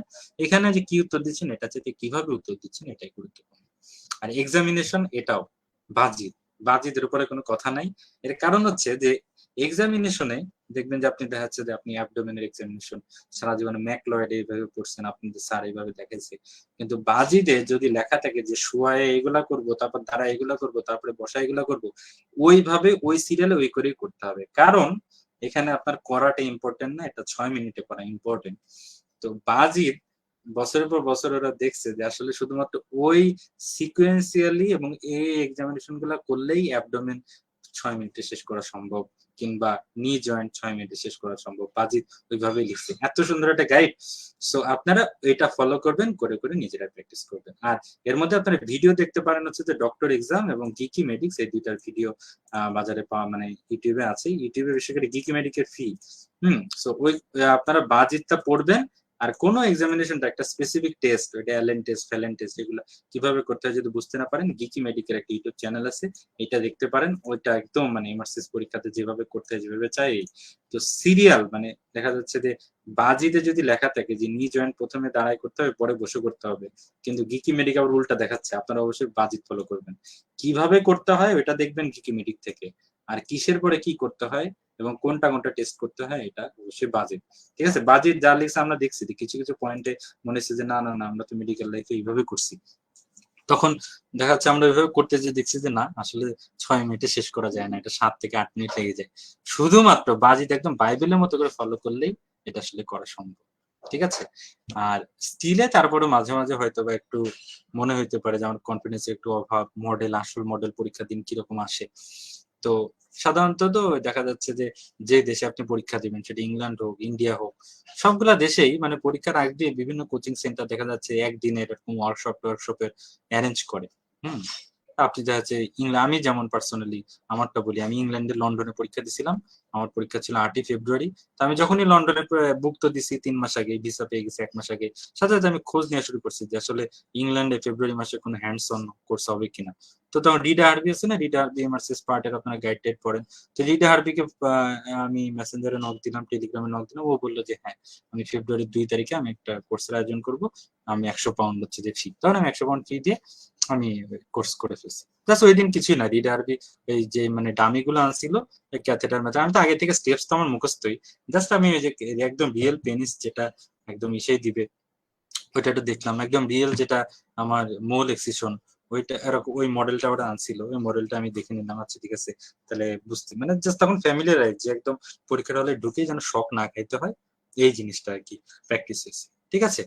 তো এইভাবে আসলে প্রিপারেশন নিতে হয়। তার মানে গাইড আসলে দুইটা, তুর্কি মানে তিনটা, তুর্কি নোট, সালা নোট, আর হচ্ছে বাজিদ নোট, এই তিনটা কিন্তু পিডিএফ পাওয়া যায় অনলাইনে, এগুলো দেখতে হয়। আর গিকি মেডিক, আর মেন জিনিসটা হচ্ছে যে গ্রুপ স্টাডি ছাড়া পাস করা সম্ভব না। আমি একটা মানুষ, আমি কিন্তু গ্রুপ স্টাডি করতে পারি না। আমি পুরো এমবিবিএস, এমএস, এফসিবিএস পার্ট 1 সবগুলো পাস করছি নিজে নিজে পড়ে, কিন্তু আমি জীবনে একটা পরীক্ষাই দিছি এমআরসিএস পার্ট বি, যেটা আমি গ্রুপ স্টাডি করি। কারণ আমি কিন্তু গ্রুপ স্টাডি করতে পারি না, আমার মানে চুপচাপ আমি পড়ি হয় না। বাট এমআরসিএস পার্ট বি কোনোদিনই আপনার একা একা পড়ে জীবনে পাস করতে পারবেন, এটা গ্যারান্টি। এটা আপনাকে অবশ্যই 3 জনের গ্রুপ হলে সবচেয়ে ভালো। একজন মানে রোগী হইলেন, একজন ডাক্তার হইলেন, আর একজন এক্সামিনার হইলেন, এরকম হয়ে প্র্যাকটিস করলে সাফল্য সুনিশ্চিত। ঠিক আছে। তো এই হচ্ছে যে আমার এমআরসিএস পার্ট বির একদম রিয়েল লাইফ বেসিক আমার এক্সপিরিয়েন্স থেকে আমার ইয়ে। তো এখন হচ্ছে আপনাদের কোনো কোশ্চেন আছে কিনা। আপনারা কিন্তু চাইলে যে গুগলে কিন্তু লিঙ্ক দিয়ে দিছে, আপনারা কিন্তু কমেন্টের মধ্যে দেওয়া আছে, আপনারা এখনো চাইলে ওই গুগল মিটে জয়েন করে সরাসরি ভয়েস কলের মাধ্যমে আমার সাথে কথা বলতে পারেন, কিংবা আমি তো এই কমেন্ট বক্স ফলো করতেছি। 15 জন হচ্ছে আমাদের লাইভে যুক্ত আছেন, তারা কেউ জানতে চান কিনা। এখন বাজে আমরা 11টা 34, আমরা মোটামুটি 11টা 40 পর্যন্ত কি 45 পর্যন্ত কোশ্চেন আনসার সেশন করব।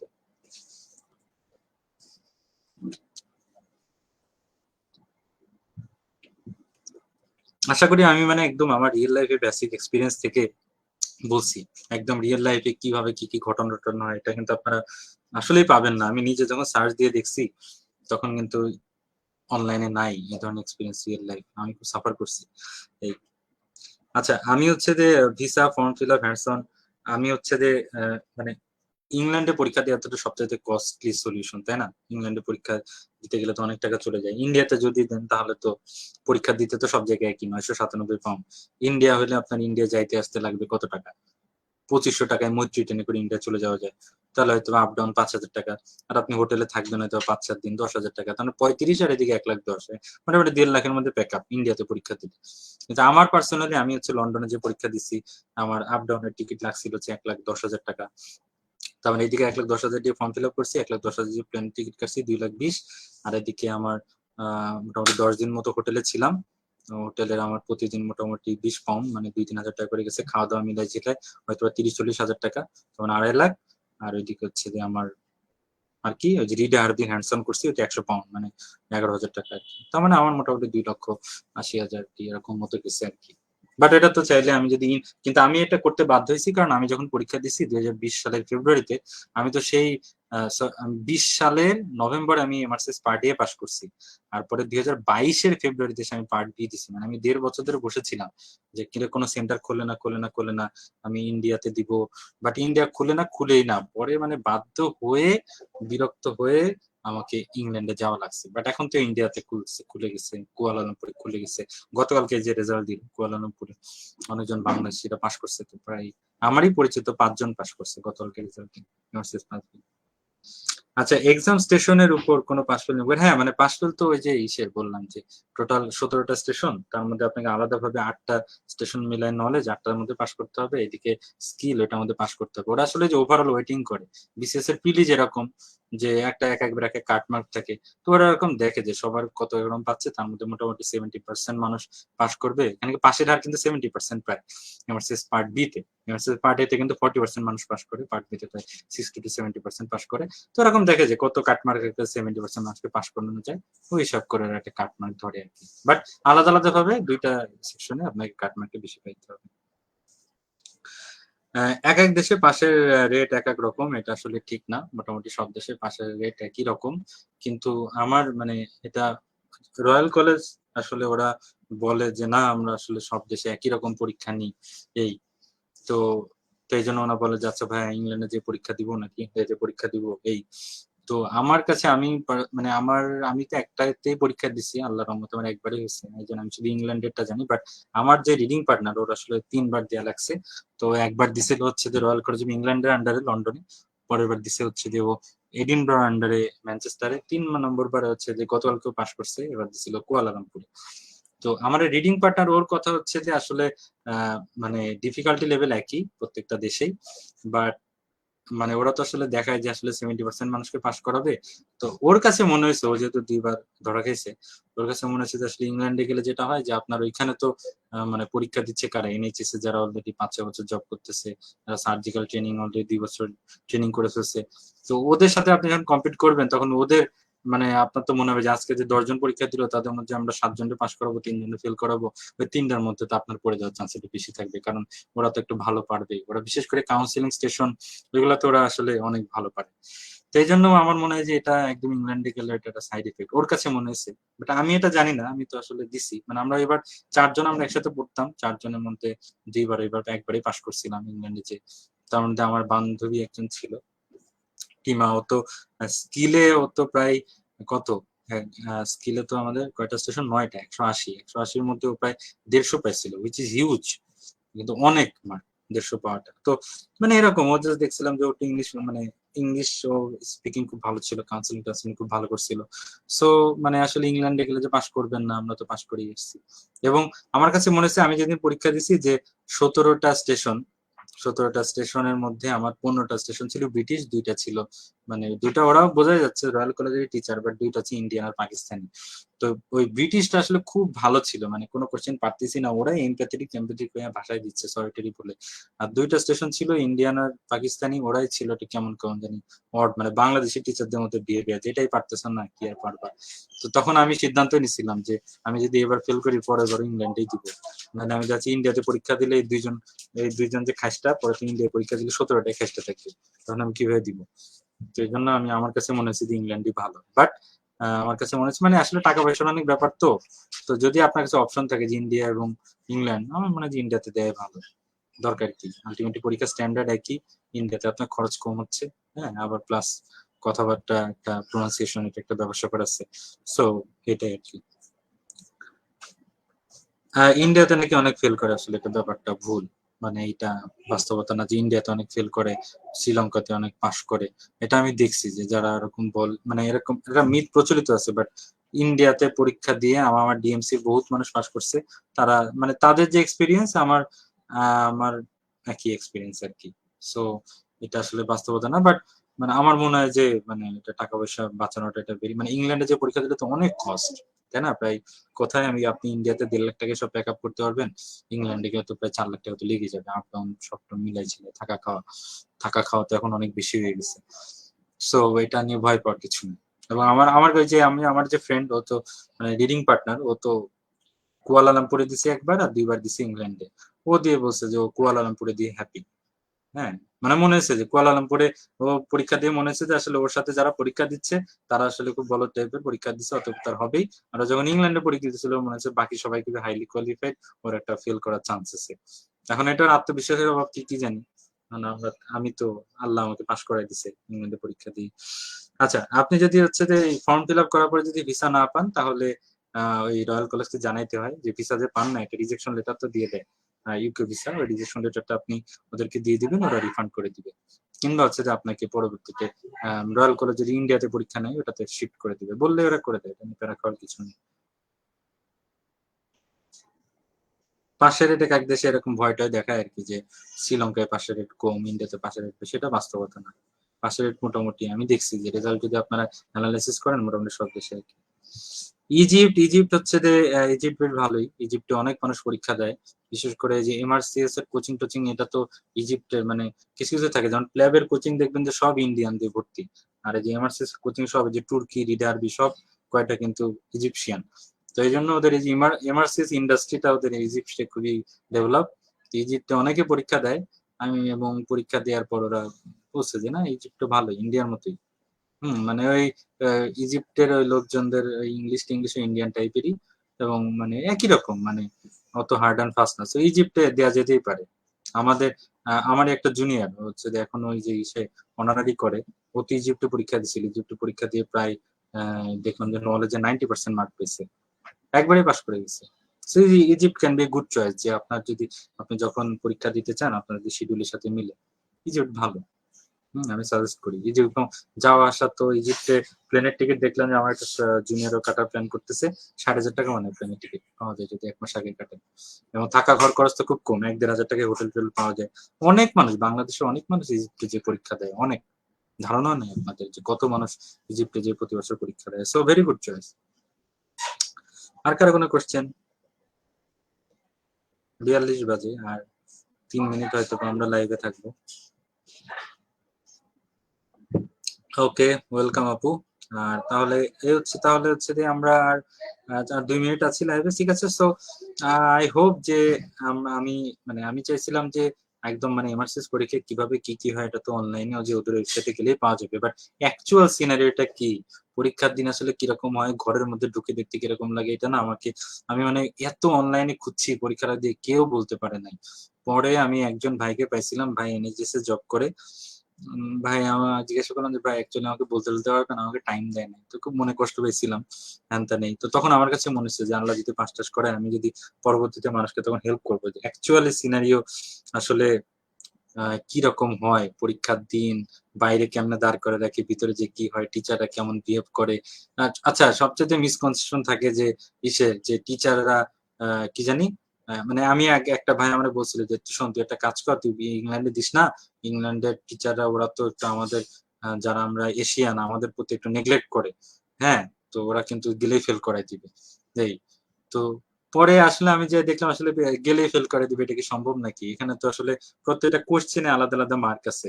তো এটা তো আর বাংলাদেশের প্রফের মতো না যে, "এই তুমি কি ফাউল, তুমি এটাই পারো না, তোমাকে এটা 0 দিয়ে দিলাম।" ওটা তো সুযোগ নাই। আপনি 20 টার মধ্যে 15টা পারছেন, আপনার অবজেক্টিভ টাইপের 15 পাবেন। সো এটা এখন এক্সামিনার ব্রিটিশ হইলেই কি আর আপনার ইন্ডিয়ান হইলেই কি আর পাকিস্তানি হইলেই কি বা আসে যায়। সো এরকম অনেক মিসকনসেপশন থাকে। তো এগুলাই ক্লিয়ার করার চেষ্টা করছি। আই হোপ যে এই হ্যাঁ, লাইভটা অবশ্যই সেভ থাকবে। এটা তো আমাদের সকল লাইভই সেভ থাকে। আমাদের হচ্ছে যে আজকে তো আমরা এই যে ফেসবুক লাইভে যাচ্ছি হচ্ছে যে ইসের থেকে, এই এক্সক্লুসিভ এমআরসিএস এর আমরা পেজ থেকে, এটা কিন্তু গ্রুপে নাই। তো এটা এক্সক্লুসিভ আমাদের যে পেজটা আছে, পেজের আপনারা ওই পাস্ট ভিডিও সার্চ দিলেই পেয়ে যাবেন এটা। অনেকে ফার্স্ট পার্ট মিস করছেন, তারা একদম খুব সুন্দর মানে করতে পারেন। কোনো সমস্যা নেই, ঠিক আছে? তো তাহলে আমাদের 11টা 45 বাজে, রাত হয়ে গেছে। আই হোপ যে মোটামুটি সবই আমরা কভার করতে পারছি। তো এই আর ইন দা মিন টাইম আমরা হয়তো আমাদের এমআরসিএস পার্টে আমাদের বেশ সাফল্যের সাথেই আমাদের এক্সক্লুসিভ এডুকেশন আমাদের আবার থার্ড ব্যাচ অলরেডি শুরু হয়ে গেছে। আর আমরা প্ল্যান করতেছি যে বাংলাদেশে কিন্তু এই যে এমআরসিএস পার্ট বি এর তেমন একদমই কোনো কোচিং টোচিং নাই। সো আমার মনে হয় যে এখানে একটা ভ্যাকেন্সি আছে, আমরা হেল্প করতে পারি। সো উই আর প্ল্যানিং যে আমরা একটা এমআরসিএস পার্ট বি এর জন্য একটা কোর্স চালু করার। তো এই কোর্সে আমাদের প্ল্যানটা এরকম থাকবে যে আমরা নলেজ পার্টের অ্যাকচুয়ালি কিভাবে নলেজ পার্টটা আমরা এক্সপ্লেন করে দেওয়া। আসলে পড়তে হবে আপনাকেই, বাট এগুলো আমরা প্র্যাকটিস সেশন থাকবে, মক স্টেশন থাকবে, তারপরে history station, information giving, information taking, এগুলা করা। আর মেনলি যেগুলো হ্যান্ডস অন, যেগুলো ক্লিনিক্যাল এক্সামিনেশন এবং প্রসিডিউর, ওইগুলো দেখা যাচ্ছে যে আমরা একদম লাস্টের দিকে হয়তো বা একটা ক্লিনিক্যাল এক্সামিনেশন কিংবা প্রসিডিউর স্টেশনে সারাদিন ব্যাপী একটা ওয়ার্কশপ করলাম। এটা মিলাই আমরা একটা প্ল্যানিং করার চেষ্টা করতেছি। তো এটা দেখা যাক আমরা কতটুকু পারি। হয়তো আমরা এই মাসটা তো শেষ, হয়তো আমরা নেক্সট মান্থে এরকম একটা প্ল্যানিং করতেছি। তো যদি আগ্রহীরা যারা আগ্রহী আছেন, যারা পরীক্ষা দিতে চান নেক্সট ডে, তারা আমাদেরকে জানিয়েন, আমরা দেখি করলে তখন আপনাদেরকে আপনার জানাবো। ঠিক আছে, ওকে। আর এছাড়া ইতিমধ্যে আমাদের সাথে যারা এমআরসি স্মার্ট এর জার্নিতে ছিলেন, once you are a part of exclusive education, you are always a part of exclusive education. আপনারা মেসেঞ্জার গ্রুপে তো আমরা সাপোর্টের জন্য আছি। আপনারা যে কোনো সময় আমাদের সাপোর্টের জন্য আমাকে আস্ক করতে পারেন। ফেসবুকে আমার সাথে অলরেডি আমার স্টুডেন্টরা যারা কানেক্টেড আছেন, কোর্সমেটরা, তারা তো আছেনই। যে কোনো সময় আপনি বিরক্ত করলে আমি বিরক্ত হই না, সমস্যা নেই, ঠিক আছে? তো ওকে, তাহলে অনেক রাত হলো, গুড নাইট। আপনারা আই হোপ যে member of the royal college আরো বাড়ুক, সবাই মিলে একসাথে বিদেশ যাই, ভালো হবে আর কি। আমি তো সরকারি চাকরিজীবী, যাইতে পারবো কিনা জানি না, বাট যারা ইয়াংহুড যারা আপনারা করতেছেন, সবার স্বপ্ন সফল হোক, ইউনিভার্সিটি জার্নি হোক। বাট এটা ভয় পাওয়ার কিছু নাই, কিন্তু ভেরি ইজি এক্সাম। এবং যারা বিশেষ করে পার্ট এ পাশ করে গেছেন, তারা মানে বুঝবেন যে আসলে পার্ট এ যদি আপনার প্রিপারেশন নিতে 6 মাস লাগে, পার্ট বি প্রিপারেশন নিতে 3 থেকে 4 মাসের বেশি লাগার কোনো সঙ্গত কারণই নাই। কারণ পার্ট বি তে পড়াশোনা খুবই কম, প্র্যাকটিস বেশি। তো দেখা যাচ্ছে যে এরকম ভাবে একটা প্রিপারেশন নিতে হবে যে আপনার নলেজ এবং স্কিল, আমরা যেভাবে করছিলাম আমার ব্যাচমেটরা আমরা 4 জন মিলে আমরা সপ্তাহে প্রতিদিন আমাদের এই থাকতো যে আমরা এই যে নলেজের দেখা যাচ্ছে যে 3টা স্টেশন কি 2টা স্টেশন আমরা আজকে প্র্যাকটিস করব। তার মানে আমরা এরকম পড়তেছি, প্রতিদিনই আমরা পড়তেছি, দিনের বেলা 2টা করে স্টেশন পড়তেছি, রাত্রে বেলা আমরা যে গুগল মিট এর মাধ্যমে আমরা জয়েন করতেছি। এটা তো সামনাসামনি হওয়ার কিছু নাই, আমরা জাস্ট গুগল মিটের মাধ্যমে একদম একদম মক টেস্টের মতো টাস টাস করে অ্যান্সার করতেছি, আমি জিজ্ঞাসা করতেছি, আমি টাস টাস করে অ্যান্সার করতেছি। এইভাবে আমরা সপ্তাহে 7 দিনই কিংবা 5 দিনই আমরা নলেজ প্র্যাকটিস করতাম। আর স্কিলের জন্য আমরা দেখা যাচ্ছে সপ্তাহে 2টা দিন আমরা বিএসএমএমইউ রেসিডেন্ট ছিলাম অনেকে, আমরা আবার অনেকে ঢাকা মেডিকেল রেসিডেন্ট ছিলাম। তো ঢাকা মেডিকেলে কোনো একটা ওয়ার্ড ডক্টর স্টুম কিংবা বিএসএমএমইউ ডক্টর স্টুমে আমরা এরকম প্র্যাকটিস করতাম। হ্যাঁ, নিজের একটা রোগী হয়, এভাবে আমরা সপ্তাহে 2 দিন, এক দিন দেখা যাচ্ছে আমরা 2টা কাউন্সিলিং স্টেশন আর 2টা এক্সামিনেশন বাজিত ধরে ধরে ধরে ধরে প্রথমে প্র্যাকটিস করতাম, পরে আবার 4জনই একবার একবার করে একই এক্সামিনেশন করতাম এবং 6 মিনিটের মধ্যে করতাম। এইভাবে আমরা করছি, করে কিন্তু আমরা মোটামুটি 3 মাসের মধ্যে আমরা টোটাল কমপ্লিট করে ফেলতে পারছি। ঠিক আছে, সো আসলে মানে ডেডিকেটেড ভাবে করলে 3 মাস আসলে এনাফ। এমআরসিএস পার্ট এ তে অনেক টাইম লাগে প্রিপারেশন নিতে, পার্ট বি প্রিপারেশন কিন্তু খুবই কম টাইম লাগে। অতএব এটা নিয়ে ভয় পাওয়ার কিছু নাই, ঠিক আছে? পার্ট এ পাস করে ফেলছেন মানে আসলে অনেক বড় একটা কাজ করে ফেলছেন। তো ঠিক আছে, ধন্যবাদ, সবাই ভালো থাকবেন, সুস্থ থাকবেন। আমাদের জন্য দোয়া করবেন। শুভরাত্রি। যারা এই ভিডিওটার ফার্স্ট পার্ট মিস করছেন, ভিডিও থেকে যাবে। আপনারা ভিডিওটা দেখবেন এবং যদি কোনো জিজ্ঞাসা থাকে সরাসরি এক্সক্লুসিভ এডুকেশন আমাদের পেজে জানাতে পারেন, আমরা হেল্প করার চেষ্টা করব। ঠিক আছে? সবাই ভালো থাকবেন, সুস্থ থাকবেন। শুভরাত্রি।